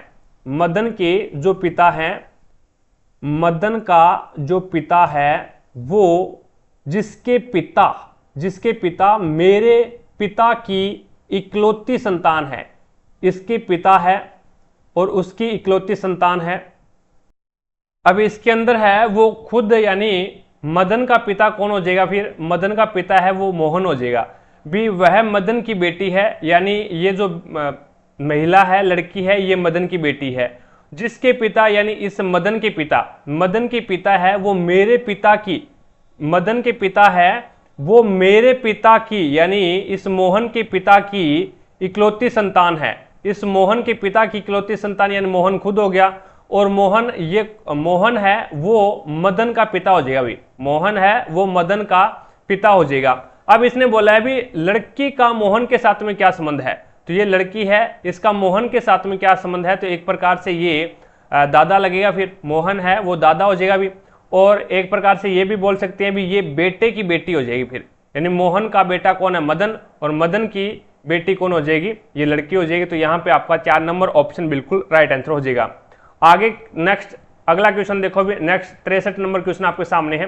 1540 रुपए को ए, बी और सी में इस प्रकार विभाजित किया गया है कि ए को बी और सी के हिस्सों के योग के 2/9 के बराबर हिस्सा मिलता है, और बी को ए और सी के हिस्सों के योग के 3/11 के बराबर हिस्सा मिलता है। तो आपको सी का हिस्सा बताना है भी। तो यहाँ पे ये रहा भी ए का, और ये बी है, और ये यहाँ पे सी है। अब ए को बी और सी के हिस्सों के योग के, ए को बी और सी के, तो यहाँ पे देखो भी ए है, इसको बी प्लस सी का जो हिस्सा है ना उसके बराबर यहाँ पे क्या मिल रहा है? बी प्लस सी के हिस्सों के योग के 2/9 के बराबर हिस्सा मिलता है। तो 2/9 के बराबर हिस्सा मिलता है, तो यहाँ पे 2/9 कर दो। उसके बाद में इसने बोला भी बी को बराबर ए प्लस सी के हिस्से के योग के, ए प्लस सी के हिस्से के योग के 3/11 के बराबर हिस्सा मिलता है, 3/11 के बराबर हिस्सा मिलता है। तो सी का हिस्सा आपको बताना है। अब इसके अंदर है वो 2/9 में, यानी नीचे वाली जो संख्या होती है ना वो टोटल को दर्शाती है। तो टोटल आपके पास में कितना है? 9 है, टोटल 9 है, उसका 2/9 प्राप्त हो रहा है। तो इसका मतलब क्या हो गया? ऊपर वाली संख्या है वो यहाँ पे, यानी ए का फिर हिस्सा कितना हो जाएगा? 2 हो जाएगा, और बी और सी का हिस्सा कितना हो जाएगा? यहाँ पे कितना बचेगा? फिर 7 बचेगा भी। यानी टोटल यानी 2/9 के बराबर है। यानी यहाँ पे ये भी बोल सकते हैं भी 9 हिस्से में से क्या है, 2 हिस्सा है वो आपका ए का हो गया। और इसमें ये बोल सकते हैं भी 11 टोटल 11 हिस्से हैं और उसमें से बी का है वो 3 हिस्सा हो गया। लेकिन इसके अंदर कंडीशन ये होनी चाहिए भी यहाँ पे ए प्लस बी प्लस सी, यहाँ पे भी ए प्लस बी प्लस सी की जो इनकम है वो एक प्रकार से काउंट हो रही है और यहाँ पे भी ए प्लस बी प्लस सी की इनकम काउंट हो रही है। तो टोटल यहाँ पे देखो भी 9 और 2 11, टोटल यहाँ पे तो 11 हो रहा है और यहाँ पे टोटल अगर अपन ज्ञात करें तो यहाँ पे कितना हो रहा है, ये 11 और 3 14 हो रहा है, तो यहाँ पे 14 हो रहा है। लेकिन यहाँ पे क्या है, बी प्लस सी की इनकम काउंट हो रही है और यहाँ पे भी बी प्लस सी प्लस ए प्लस बी प्लस सी की तीनों की और यहाँ पे भी तीनों की काउंट हो रही है। तो अब इसको बराबर करने के लिए क्या करते हैं अपन, बराबर करने के लिए इसको 14 से गुणा कर देते हैं और इसको आप है वो 11 से गुणा कर दो भी। तो 14 से गुणा करोगे तो ये आपके पास में कितना हो जाएगा भी, 14 से गुणा करोगे तो ये आपके पास में हो जाएगा 14 2 28, ए का 28 मान आ जाएगा और बी प्लस सी का मान कितना हो जाएगा भी, 14 को 9 से गुणा कर दो भी। तो 9 से गुणा करोगे तो 14 8 112 होते हैं और 14 को 9 से गुणा करोगे तो ये आपके पास में 126। तो यहाँ पे बी और सी का मान कितना आ जाएगा, 126 आ जाएगा। इसी प्रकार से यहाँ पे 11 से गुणा किया है तो 33 है वो आपका क्या आ जाएगा, बी का मान आ जाएगा, 33 बी का मान आ जाएगा और ये 121 है वो किसका मान आ जाएगा भी, 121 बी और सी का मान आ गया। अब थोड़ा सा यहाँ पे समझना भी, ए का हिस्सा आपके पास में कितना आ गया, ए का हिस्सा है वो 28 आ गया और बी का प्लस में सी का हिस्सा है वो 126 आ गया और बी का हिस्सा है वो आपके पास में 33 आ गया और सी का हिस्सा ए प्लस में सी का जो हिस्सा है वो कितना आ गया, तो वो आ गया 121। अब इसमें से हिस्सा सी का बताना है आपको, तो सी का हिस्सा आप निकाल सकते हैं भी। तो देखो भी यहाँ पे 33, अब इसके अंदर से, अब इसमें से अगर मैं बी का घटा दूं तो मेरे पास में सी का आ जाएगा। तो ये टोटल 126 है, इसमें से 33 घटा दो आप तो ये आ जाएगा 6 में से 3 गया 3 और यहाँ पे 12 में से 3 गया 9, 93 हो जाएगा भी, 93 आ जाएगा। यानी बी ए का हिस्सा 28, बी का हिस्सा 33 और सी का हिस्सा 93 आ गया। अब इसने बोला क्या है, तो अब इसने बोला है बी 1540 है, टोटल कितना है भी 1540 है। 1540 को आपको कन्वर्ट करना है, 1540 को डिवाइड करना है। ए का हिस्सा 28 अनुपात 33 अनुपात 133 अनुपात 93 के अंदर इसको क्या करना है, डिवाइड करना है। तो यहाँ पे टोटल अनुपात कितना हो गया, 3 3 6 और 6 और 8 14 1 और उसके बाद में 9 और 3 12 12 और 2 कितने हो जाएंगे भी, 12 और 2 14 14 और 1 15 यानी 154 बराबर कितना आ गया, ये आ जाएगा 1540। तो एक बराबर आपके पास में कितना आ गया भी, एक बराबर है वो आपके पास में मान देख लो भी कितना आएगा, एक का मान, तो एक का मान है वो आ जाएगा 10। एक का मान कितना आ जाएगा भी, एक का मान आ जाएगा 10। तो यहाँ पे आपको ज्ञात किसका करना है, तो ज्ञात करना है सी का मान। सी का मान अभी आपने निकाला क्या रेशियो के अंदर 93 को 10 से गुणा करोगे तो 930 आ जाएगा, जो कि आपका राइट आंसर क्या होगा, 2 नंबर ऑप्शन आपका बिल्कुल राइट आंसर हो जाएगा भी। ठीक है, आगे चलता हूँ, नेक्स्ट क्वेश्चन देखिएगा, अगला क्वेश्चन। अब इसके अंदर है वो आपको बताना है 16 मीटर और 10 मीटर ऊंचाई वाले 2 खंबे भूतल पर 8 मीटर की दूरी पर गड़े हुए हैं, उनके शीर्ष के बीच की दूरी आपको ज्ञात करनी है। तो ये देखो भी, एक तो 16 मीटर का है इसमें, ठीक है, और एक है वो 10 मीटर का है, ये लो 10 मीटर का। अब इसके अंदर है वो, ये आपके पास में इन दोनों के बीच की दूरी है वो 8 मीटर है भी। तो यहाँ से ये दूरी आपको ज्ञात करनी है भी, उनके बीच की दूरी।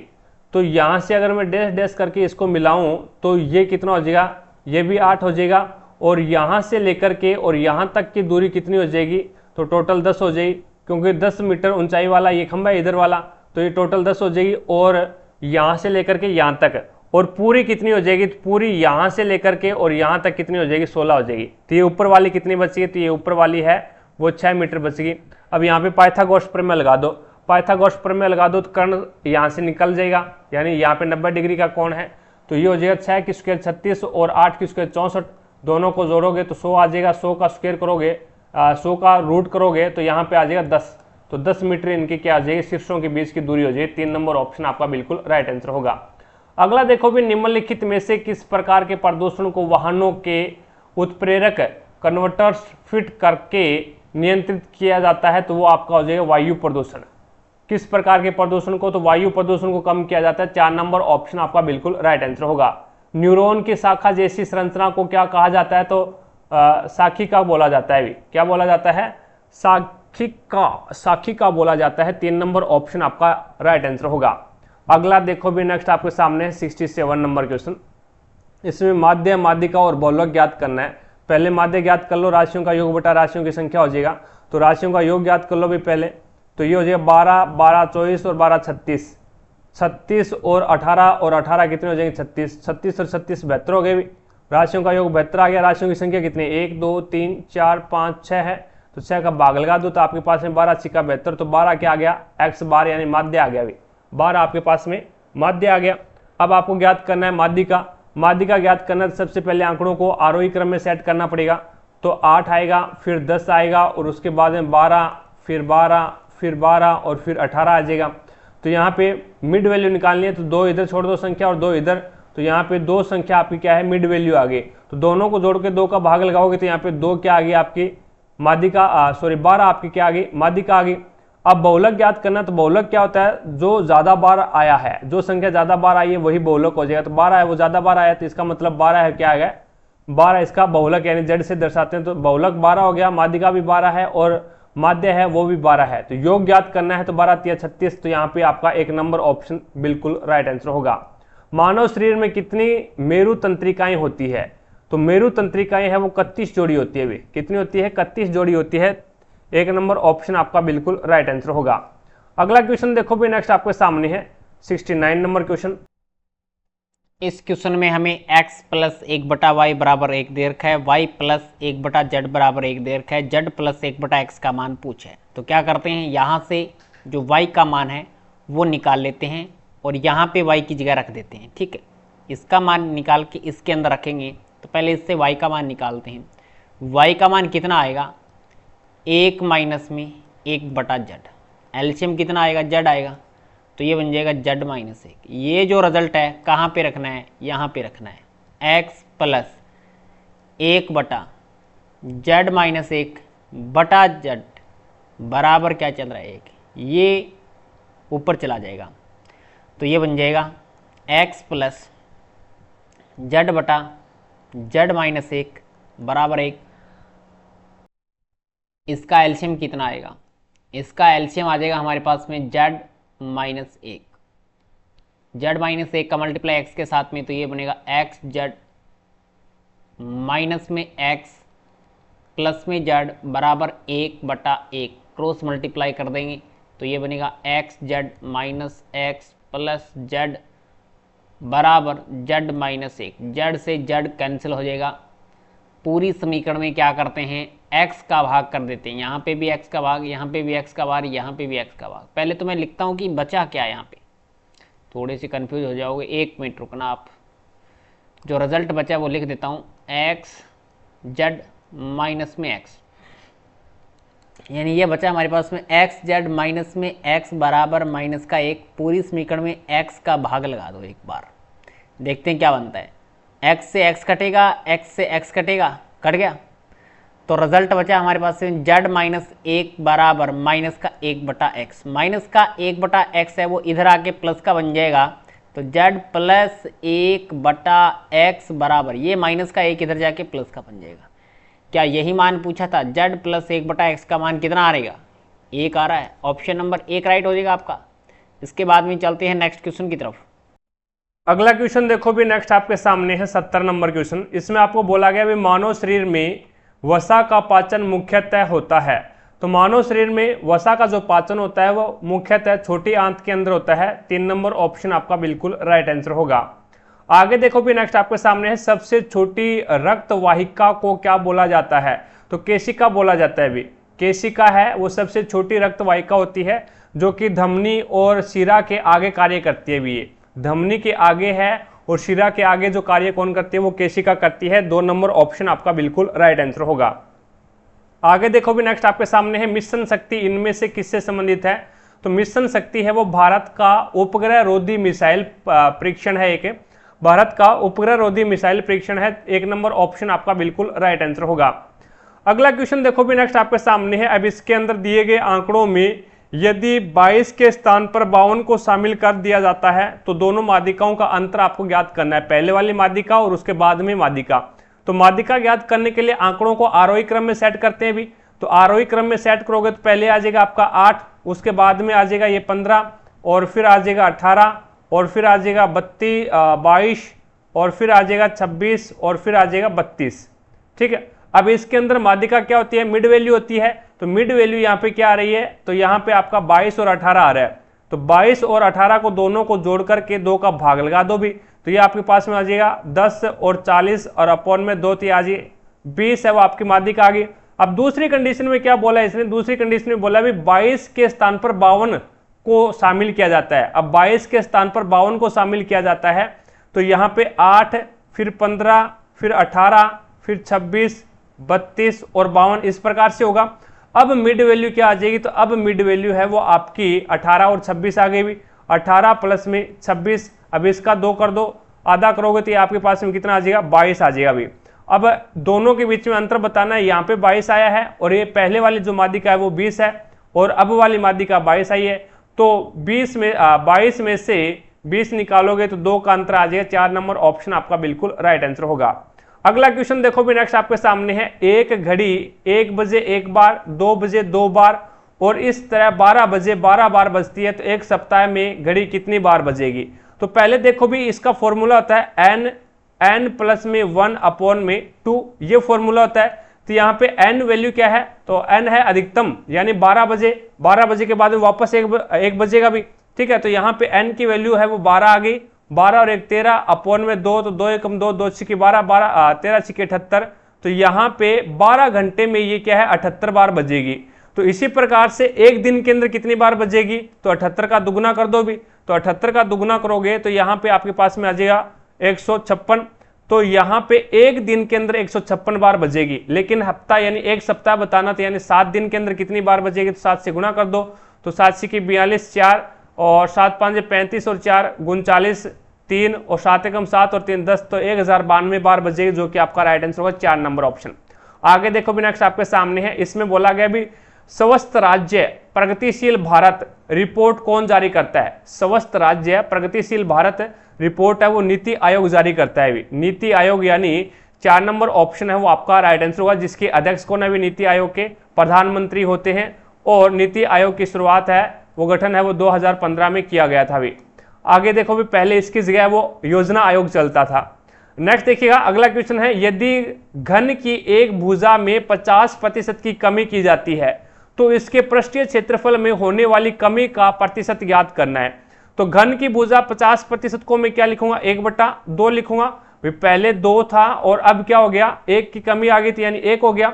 अब इसमें बोला है भी पृष्ठीय क्षेत्रफल में कितने की, पृष्ठीय क्षेत्रफल में होने वाली कमी। अब घन का क्षेत्रफल क्या होता है, 6 गुना भुजा स्क्वायर होता है। तो 6 तो दोनों में कॉमन है भी। यहाँ पे भुजा पहले कितनी थी, 2 थी और अब 1 की कमी होगी, तो अब भुजा कितनी रही है, 1 सेंटीमीटर रही है।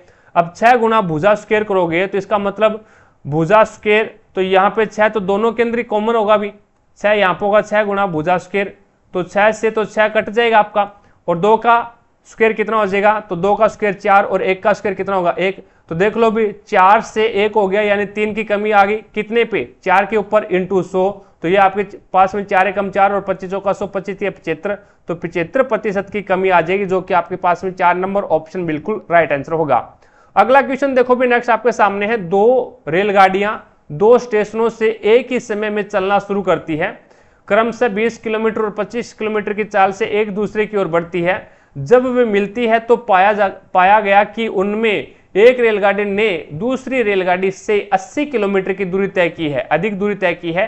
तो दोनों स्टेशनों के बीच की दूरी ज्ञात करनी है। एक रेलगाड़ी यहाँ से स्टेशन ए से चलती है इस साइड में, और दूसरी रेलगाड़ी है वो स्टेशन बी से चलती है इस साइड में। ठीक है, अब ये 25 किलोमीटर के हिसाब से चलती है और ये 20 किलोमीटर के हिसाब से चलती है। अब यहाँ पे ये मान लो भी यहाँ पे आके मिल गई है। अब यहाँ पे आके मिली है तो इसका मतलब उन्होंने 80 किलोमीटर ज्यादा अधिक दूरी तय की है भी। इसमें से रेलगाड़ी ने एक रेलगाड़ी से दूसरी रेलगाड़ी ने। अब किसने ज्यादा दूरी तय की? 25 किलोमीटर वाली ने भी। इसने 1 घंटे के अंदर 5 किलोमीटर दूरी है वो ज्यादा तय की है दूसरी रेलगाड़ी से। तो यहाँ पे 80 किलोमीटर दूरी है, वो 1 घंटे में 5 किलोमीटर दूरी अधिक तय करती है। तो 80 किलोमीटर की दूरी कितने घंटे में कवर की होगी इसने? तो 16 घंटे में। कहने का मतलब ये है भी दोनों रेलगाड़ियां 16-16 किलोमीटर 16-16 घंटे चली है। यानी ए जो आपका बी रेलगाड़ी बी स्टेशन से चली थी वो भी 16 घंटे चली है, और आपकी ए स्टेशन से चली थी वो भी 16 घंटे चली है। अब दोनों यहाँ पे आगे मिली है, तो इसका मतलब ये दूरी और ये दूरी पूछी आपको। तो ये देखो भी 16 दूए 32 यानी 320 किलोमीटर तो ये चल गई, और इसको 16 से गुना करोगे तो यहाँ पे 16 5 80, 8 और 16 दूए 32 और 8 है 40, तो यहाँ पे 400 किलोमीटर ये चल गई। तो दोनों को जोड़ोगे तो आपके पास में हो जाएगा 720 किलोमीटर। 720 किलोमीटर की दूरी होगी। 1 नंबर ऑप्शन आपका बिल्कुल राइट आंसर होगा। अगला क्वेश्चन देखो भी, भूतल पर चट्टान के बाद बिंदु से 300 मीटर की दूरी पर स्थित एक बिंदु से चट्टान के शीर्ष का उन्नयन कोण 60 डिग्री है। तो चट्टान की ऊंचाई आपको ज्ञात करनी है। भी भूतल पर चट्टान के पाद बिंदु से, तो ये लो भी चट्टान ये है, और उसके पाद बिंदु से 300 मीटर की दूरी पर स्थित एक बिंदु, 300 मीटर की दूरी पर स्थित एक बिंदु से चट्टान के शीर्ष का उन्नयन कोण, चट्टान के शीर्ष का भूतल है और उसके पाद बिंदु से 300 मीटर की दूरी पर, 300 मीटर की दूरी ये आ गई आपके पास में, और उसकी एक चट्टान है और ये इसका शीर्ष हो गया। ठीक है, ये आपकी चट्टान है और इसके इस प्रकार से ये कितना आ गया 60 डिग्री का उन्नयन कोण कितने बनता है 60 डिग्री का। तो चट्टान की ऊंचाई ज्ञात करनी है, तो आपको एच ऊंचाई ज्ञात करनी है। ये 300 मीटर दूर कोई बिंदु है, यहां से उन्नयन कोण 60 डिग्री का बन रहा है अभी।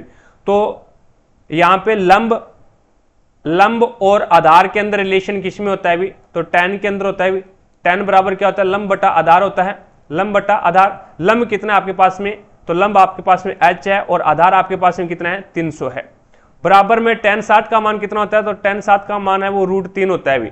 √3 होता है, तो यहाँ पे वज्र गुणा करवा दो, तो h बराबर क्या आ जाएगा? तो 300 इंटू √3 आ जाएगा। 300 इंटू √3 मीटर, जो कि आपका 2 नंबर ऑप्शन बिल्कुल राइट आंसर होगा।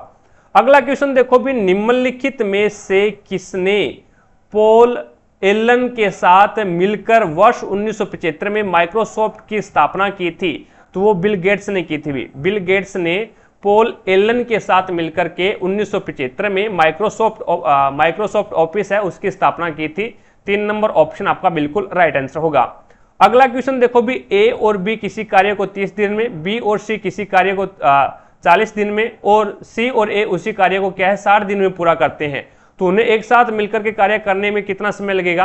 तो यहां पे देखो भी 2 बार क्या है ए आएगा इसमें, यानी ए प्लस बी है वो 30 दिन के अंदर है, और बी प्लस सी है वो उसे 40 दिन के अंदर है, और सी प्लस ए है वो उसे 60 दिन के अंदर कंप्लीट करते हैं कार्य को। ठीक है, तो यहां पे देखो भी एलसीएम कितना आ जाएगा? तो 120 आ जाएगा। तो यहाँ पे 4 आ जाएगा, यहाँ पे 3 आ जाएगा और यहाँ पे 2 आ जाएगा। तो ए और बी दोनों मिलकर के एक दिन में 4 काम करते हैं, बी और सी दोनों मिलकर के एक दिन में 3 काम करते हैं, और सी और ए दोनों मिलकर के एक दिन में 2 काम करते हैं। ठीक है, अब इसके अंदर 2 बार तो ए आया है आपका, 2 बार सी आया है और 2 बार बी आया है। इस कंडीशन में करना क्या होता है, टोटल जो वर्क होता है उसका दुगुना कर देना है। टोटल जो आपके पास में वर्क है 120 है, तो इसका दुगुना करोगे तो कितना हो जाएगा 240 है, और यहाँ पे प्लस कर दो भी। टोटल वर्क कितना है एक दिन में? तो एक दिन के अंदर 4 3 7 और 2 9, तो 9 का भाग लगा दो, तो ये 3 बार कट जाएगा, 3 3 9 और 3 8 24, तो 80/3 आ जाएगा। 80/3 को 26 से ही 2/3 के रूप में लिख सकते हैं, जो कि आपका राइट आंसर होगा 4 नंबर ऑप्शन। आगे देखो भी, नेक्स्ट आपके सामने है। अब इसके अंदर आपको बताना है भी गुणनखंड, यानी 6 की पावर 7 इंटू 35 की पावर 3 इंटू 11 की पावर 10 में गुणनखंड में कितनी अभाज्य संख्याएं शामिल है? तो देखो भी 6 की पावर 6 को क्या लिख सकता हूं 2 इंटू 3 की पावर 7, और 35 को मैं क्या लिख सकता हूं तो 7 इंटू 5 लिख सकता हूं, और उसकी पावर कितनी है 3 है, और इंटू 11 को क्या लिख सकता हूं तो 11 की पावर 10 ही लिखूंगा। अब इसको अलग अलग लिख सकता हूं भी, 2 की पावर 7 लिख दिया इंटू 3 की पावर 7 लिख दिया, बात एक ही है, और 7 की पावर 3 लिख दिया इंटू 5 की पावर है वो 3 लिख दिया, और इंटू 11 की पावर है वो 10 लिख दिया। अब देख लो भी 2 है वो 7 बार, सारी की सारी संख्या है वो अभाज्य है, 2 3 5 7 और 11। इसका मतलब क्या हो गया, पावर का मतलब क्या हो गया, 2 है वो 7 बार आया है, 7, 3 है वो भी 7 बार आया है, और 7 है वो 3 बार आया है, और 5 है वो भी 3 बार आया है, और 11 है वो 10 बार आया है। सभी को जोड़ लो कितना आ जाएगा, 30 आ जाएगा। तो 30 अभाज्य संख्याएं शामिल है इसमें। 3 नंबर ऑप्शन आपका बिल्कुल राइट आंसर होगा। अगला देखो भी, निम्नलिखित में से भारत में निम्न में से कौन सा संगठन धन की आपूर्ति की निगरानी करता है? तो भारतीय रिजर्व बैंक। भारतीय रिजर्व बैंक है ये, भारतीय रिजर्व बैंक ये है वो भारत में एक संगठन है जो कि धन की आपूर्ति की निगरानी करता है। भारतीय रिजर्व बैंक यानी आरबीआई।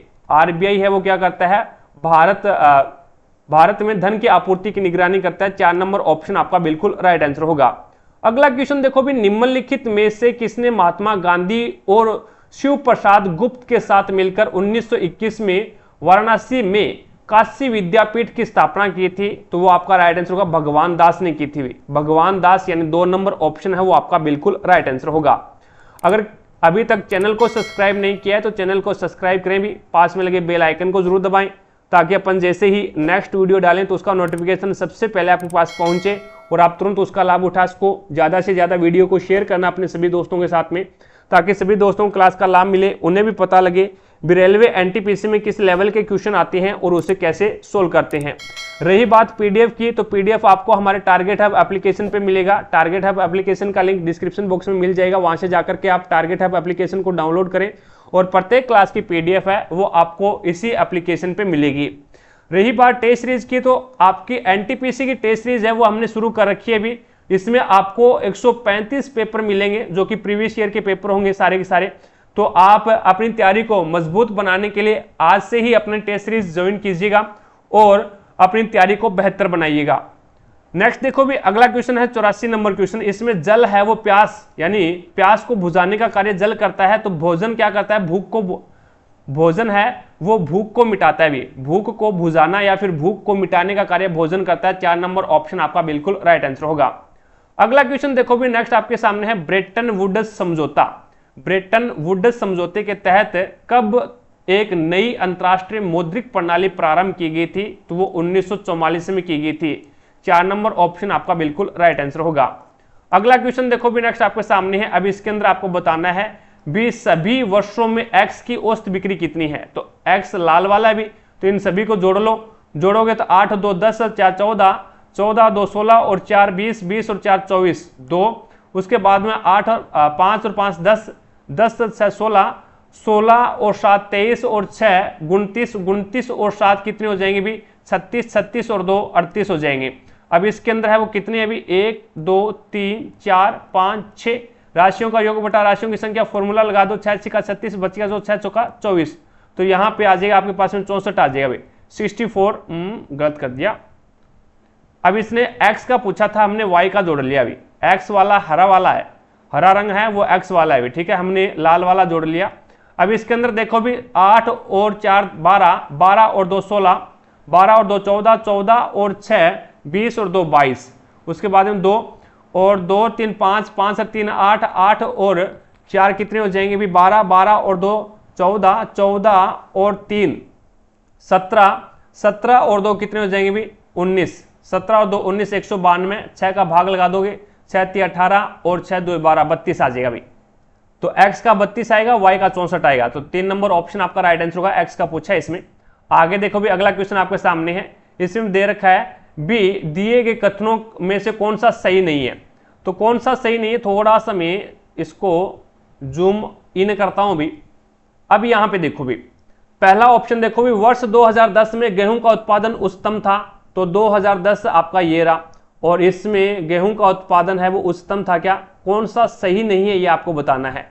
तो गेहूं ये रही भी, तो 2010 के अंदर है वो क्विंटल के अंदर आपको दे रखा है ये। तो 2010 के अंदर है वो 2010 क्विंटल थी, और दी गई 2005, 2015 और 2020 के अकॉर्डिंग अगर अपन देखें तो सबसे ज्यादा है वो इसी का उत्पादन हुआ है 2010 के अंदर गेहूं का। बिल्कुल सही बात है।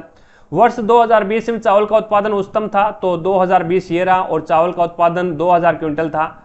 और इन सभी के अकॉर्डिंग देखें तो यहाँ पे 2000 क्विंटल सबसे अधिक है, तो ये भी सही है। और वर्ष 2010 में मोटे अनाज का उत्पादन न्यूनतम था, तो 2010 के अंदर ये रहा भी, और 2010 के अंदर है वो मोटे अनाज का जो उत्पादन है वो न्यूनतम नहीं था भी। मोटे अनाज का उत्पादन न्यूनतम 2005 के अंदर था भी, ठीक है। तो ये बात गलत हो जाएगी इसमें, और वही बताना है भी कौन सा सत्य नहीं है। तो 3 नंबर ऑप्शन आपका बिल्कुल राइट आंसर होगा। अगला क्वेश्चन देखो भी नेक्स्ट आपके सामने है, इसमें आपको बताना है भी सभी वर्षों के दौरान एक्स की कुल बिक्री और वाई की कुल बिक्री का अनुपात बताना है। तो एक्स की कुल बिक्री कितनी थी, 192 था, और यहाँ पे अभी अपन ने जोड़ा था भी वाई वाला जोड़ा था तो कितना था 384, वाई वाला 384 और इसका था 192। तो ये हो जाएगा आपका 384 और 192। इसका आपको एलसीएम वो बताना है, अनुपात बताना है। अनुपात बताओगे तो ये x अनुपात y आ गया। अब 192 एकम 192 और 192 दुए कितनी होते हैं, 384 होता है। तो यहाँ पे 1 अनुपात 2 आ जाएगा, जो कि 2 नंबर ऑप्शन आपका बिल्कुल राइट आंसर होगा।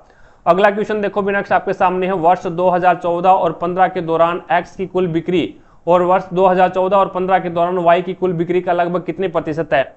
तो 2014 के अंदर ये रहा 2014 और ये रहा 15, उसमें x की बिक्री देखनी है 34 और 42। तो ये हो जाएगा 6, 4, 2, 6 और 76 हो गया। और उसके बाद में y की 2015, 14 और 15, 14 ये रही और 15 ये रही, और उसमें y की कुल बिक्री कितनी है 64 और 72। 4, 2, 8, 4, 2, 6, 7 और 6, 13, 136 आ गया। अब इसको काट दो भी, काटना नहीं है।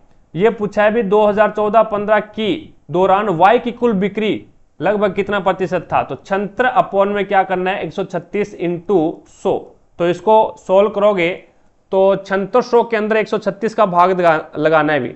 तो भाग दे के देख लेते हैं भी, 7600 भाग 136, तो ये आपके पास में हो जाएगा 55.88 हो जाएगा भी, 55.88। तो लगभग 2 नंबर ऑप्शन आपका बिल्कुल राइट आंसर हो जाएगा भी, 55.88 हो जाएगा। ठीक है, आगे देखो भी नेक्स्ट आपके सामने है अगला क्वेश्चन। अभी इसके अंदर आपको बोला गया है भी यहाँ पे बताना ये है टी इज हॉट को क्या लिखेगा। अब यहाँ पे फूड इज हॉट, और इसके अंदर देखो भी फूड इज हॉट को यहाँ पे ये लिख रहा है, और टी इज रेडी को ये लिख रहा है। तो दोनों के अंदर इज कॉमन आ रहा है, इज कॉमन आ रहा है। तो यहाँ पे देखो भी कॉमन क्या है, तो यहाँ पे डी ई और यहाँ पे भी क्या है डी ई है। तो इज का कोड क्या हो जाएगा डी ई हो जाएगा।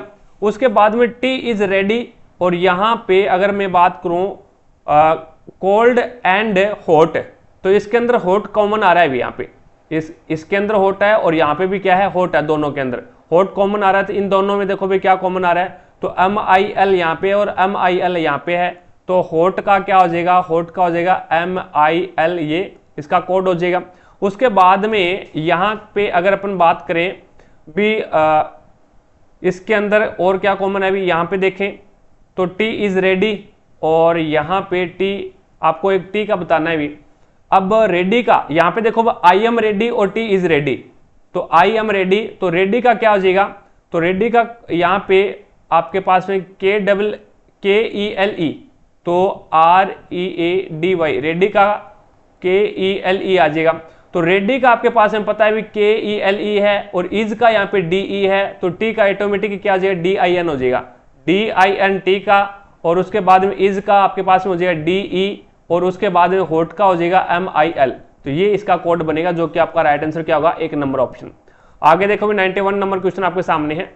अब इसके अंदर आपको कथन दे रखा है भी सभी शेर पशु है, सारे के सारे जो लोइन हैं वो किस में आ जाएंगे, तो वो आपके P से पशु में आ जाएंगे। और सभी पशु है वो जीवित है, तो सारे के सारे पशु है वो J से जीवित में आ जाएंगे, जीवित JP, जीवित प्राणी। उसके बाद में निष्कर्ष क्या निकला, निष्कर्ष ये निकला भी कुछ जीवित प्राणी शेर है क्या, कुछ जो आपके जीवित प्राणी है वो लोइन है क्या, बिल्कुल सही है। और कुछ जीवित प्राणी पशु है क्या, कुछ जो आपके जीवित प्राणी है वो पशु के अंदर आ रहे हैं क्या, बिल्कुल सही आ रहे हैं। तो दोनों के दोनों इसमें क्या है निष्कर्ष आपके फॉलो हो रहे हैं। तो 3 नंबर ऑप्शन आपका बिल्कुल राइट आंसर होगा। अगला क्वेश्चन देखो भी प्रश्नवाचक स्नेह के स्थान पे यहाँ पे क्या आएगा ये आपको बताना है। तो इसके अंदर R आता है 18 पे, 18 में से एक माइनस किया 17, 17 में एक माइनस 16, 16 में एक माइनस 15, 15 में एक माइनस 14, 14 में एक माइनस, तो M। उसके बाद में P आता है 16 पे, 16 में से एक माइनस, फिर एक माइनस, फिर एक माइनस, फिर एक माइनस, और L में माइनस एक रहेगा K। उसके बाद में O आता है 15 पे, 15 में से एक माइनस, एक माइनस, एक माइनस और एक माइनस, K में से एक माइनस करेगा तो J आ जाएगा, जो कि M के J, जो कि 2 नंबर ऑप्शन आपका बिल्कुल राइट आंसर होगा। अगला क्वेश्चन देखो भी, नेक्स्ट स्टेटमेंट आपको दे रखा है भी, एक व्यक्ति ने अपने दोस्तों से कहा, कल भारत पाकिस्तान के मध्य क्रिकेट मैच है, इसीलिए सभी सड़कें सुनसान रहेगी। यानी कल भारत और पाकिस्तान का क्रिकेट मैच है, जिसमें इसीलिए क्या है, सभी सड़कें सुनसान रहेगी। सुनसान का मतलब क्या हो गया भी, सारे जो कैंडिडेट हैं वो क्या है, मैच देखने में व्यस्त होंगे, कोई भी अपने घर से बाहर नहीं आएगा। तो यहाँ पे धारणाएं क्या होगी, कल समस्याओं से बचने के लिए कर्फ्यू घोषित किया जाएगा। अरे कर्फ्यू कैसे होगा भाई, अरे सारे के सारे मैच देखेंगे तो कर्फ्यू कौन लगाएगा? तो यहाँ पे पहला गलत हो गया। दूसरा देखो भी, लोग गलियों में निकलने की बजाय मैच देखना ज्यादा पसंद करेंगे, तभी तो यहाँ पे जो सड़कें हैं वो सुनसान होगी। तो दूसरा सही है, इसमें पहला गलत है। तो 3 नंबर ऑप्शन आपका बिल्कुल राइट आंसर होगा। अगला क्वेश्चन देखो भी, नेक्स्ट इनमें से 4 है, वो दिए गए 4 है, उनमें से 3 संगत है और 1 असंगत है। उस असंगत का आपको बताना है कौन सा है। तो निकोला टेस्ला, थॉमस एडिसन और क्रिस्टोफर कोलंबस और जेम्स वाट। अब इसके अंदर अपन बात करें भी, निकोला टेस्ला है, थॉमस एडिसन है और जेम्स वाट है। ये सारे के सारे क्या है, साइंटिस्ट है, साइंस से जुड़े हुए हैं भी। सभी ने क्या है, निकोला टेस्ला ने, थॉमस एडिसन ने और जेम्स वाट ने, इन सभी ने क्या है, साइंस के अंदर कार्य किया है। लेकिन क्रिस्टोफर कोलंबस है, ये वेस्ट इंडीज को खोजा था अभी इसने। क्रिस्टोफर कोलंबस ने वेस्ट इंडीज को खोजा था 1492 के अंदर, 1492 के अंदर। तो क्रिस्टोफर कोलंबस इसमें अलग हो जाएगा, बाकी सभी क्या साइंटिस्ट हैं। आगे देखो भी, नेक्स्ट आपके सामने है 95 नंबर क्वेश्चन। अब इसके अंदर आपको असंगत बताना है भी, कौन सा असंगत होगा, 108 और 120। तो यहाँ पे ये 12 के डिजिट के अंदर ये 10 बार गुना करने पर और ये 9 बार, 12 निम्मा 108 और 12 धाया 120। इसी प्रकार से ये आपके पास में 5 से चला जाएगा, 5 निम 45 और 5 दाएं 50, और ये आपका 8 बार चला जाएगा, 8 दाएं 80 और 8 निम 72। तो यहां पे देखो भी 104 और 117 के अंदर अगर मैं 13 का भाग देता हूं तो 13 निम्मा 117 और 13 8 104 होते हैं भी। लेकिन ये 10 से गुणा नहीं कर रहा है, यहाँ पे 10 और 9 से गुणा कर नहीं कर रहा है, ये 8 और 9 से गुणा कर रहा है। तो ये क्या हो जाएगा, इसमें अलग हो जाएगा। आगे देखो भी, नेक्स्ट आपके सामने है अगली क्वेश्चन, 96 नंबर क्वेश्चन आपके सामने है। अब इसमें टारगेट को इसने GREAT को ये लिखा है। अब G आता है 7 पे, R 18 पे आता है, E 5 पे आता है, A 1 पे आता है, T 20 पे आता है, डायरेक्ट लिख रहा है। तो M 13 पे, A 1 पे, S 19 पे, T 20 पे, E 5 पे और R 18 पे। तो यहाँ पे आपका राइट आंसर क्या होगा, 2 नंबर ऑप्शन बिल्कुल राइट आंसर हो जाएगा। अगला क्वेश्चन देखो भी, 4 शब्द दे रखे, 4 अक्षर समूह दे रखे, उनमें से 3 किसी तरह से संगत और 1 असंगत है।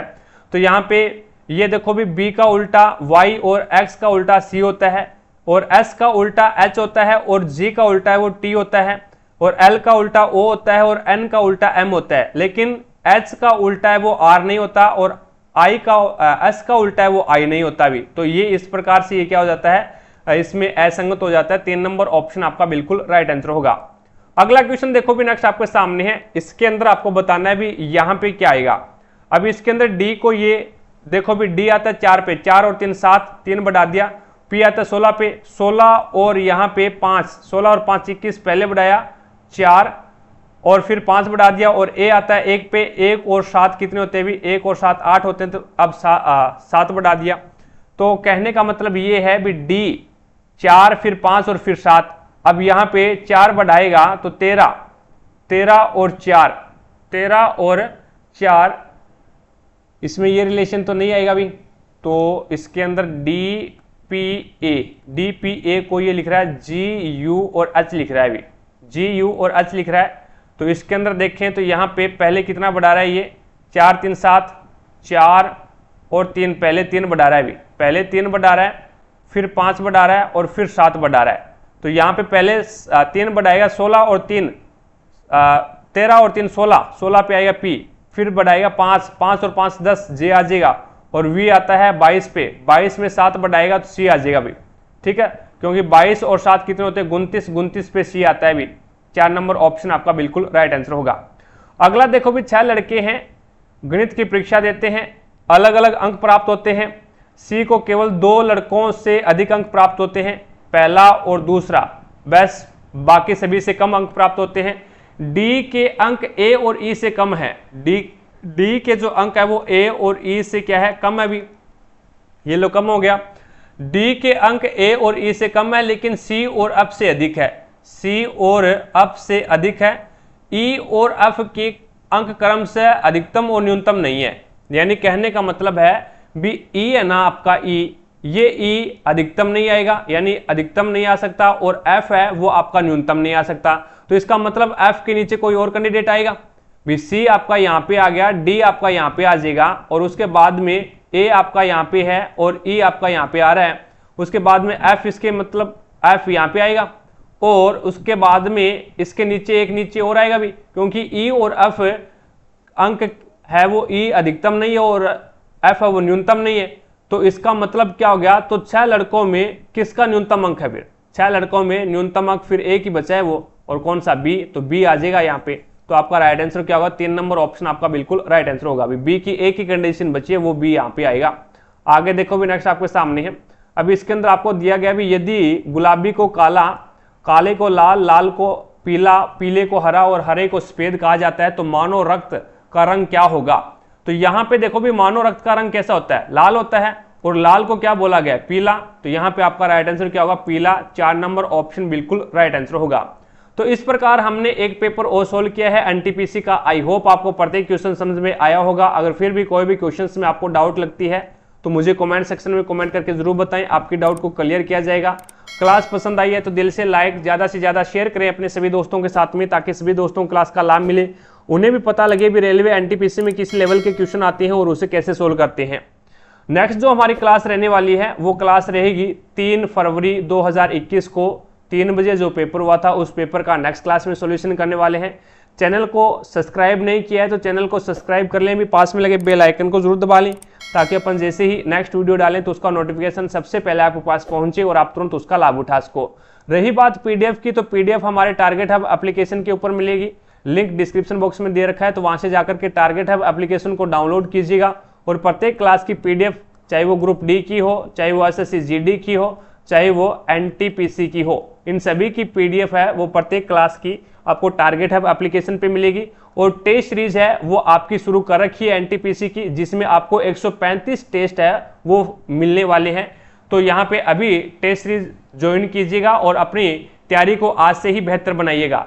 यानी टेस्ट सीरीज से आप अपनी कंडीशन को पता कर सकेंगे भी आप किस लेवल पे है और किस लेवल की तैयारी आपको करनी पड़ेगी, क्योंकि 135 पेपर है ये आपके प्रीवियस ईयर के पेपर है, जो मैं अभी करवा रहा हूं वही पेपर है वो आपको टेस्ट सीरीज के अंदर मिलेंगे। तो आज की क्लास में इतना ही, मिलेंगे अपन नेक्स्ट क्लास में। तब तक के लिए जय हिंद, जय भारत।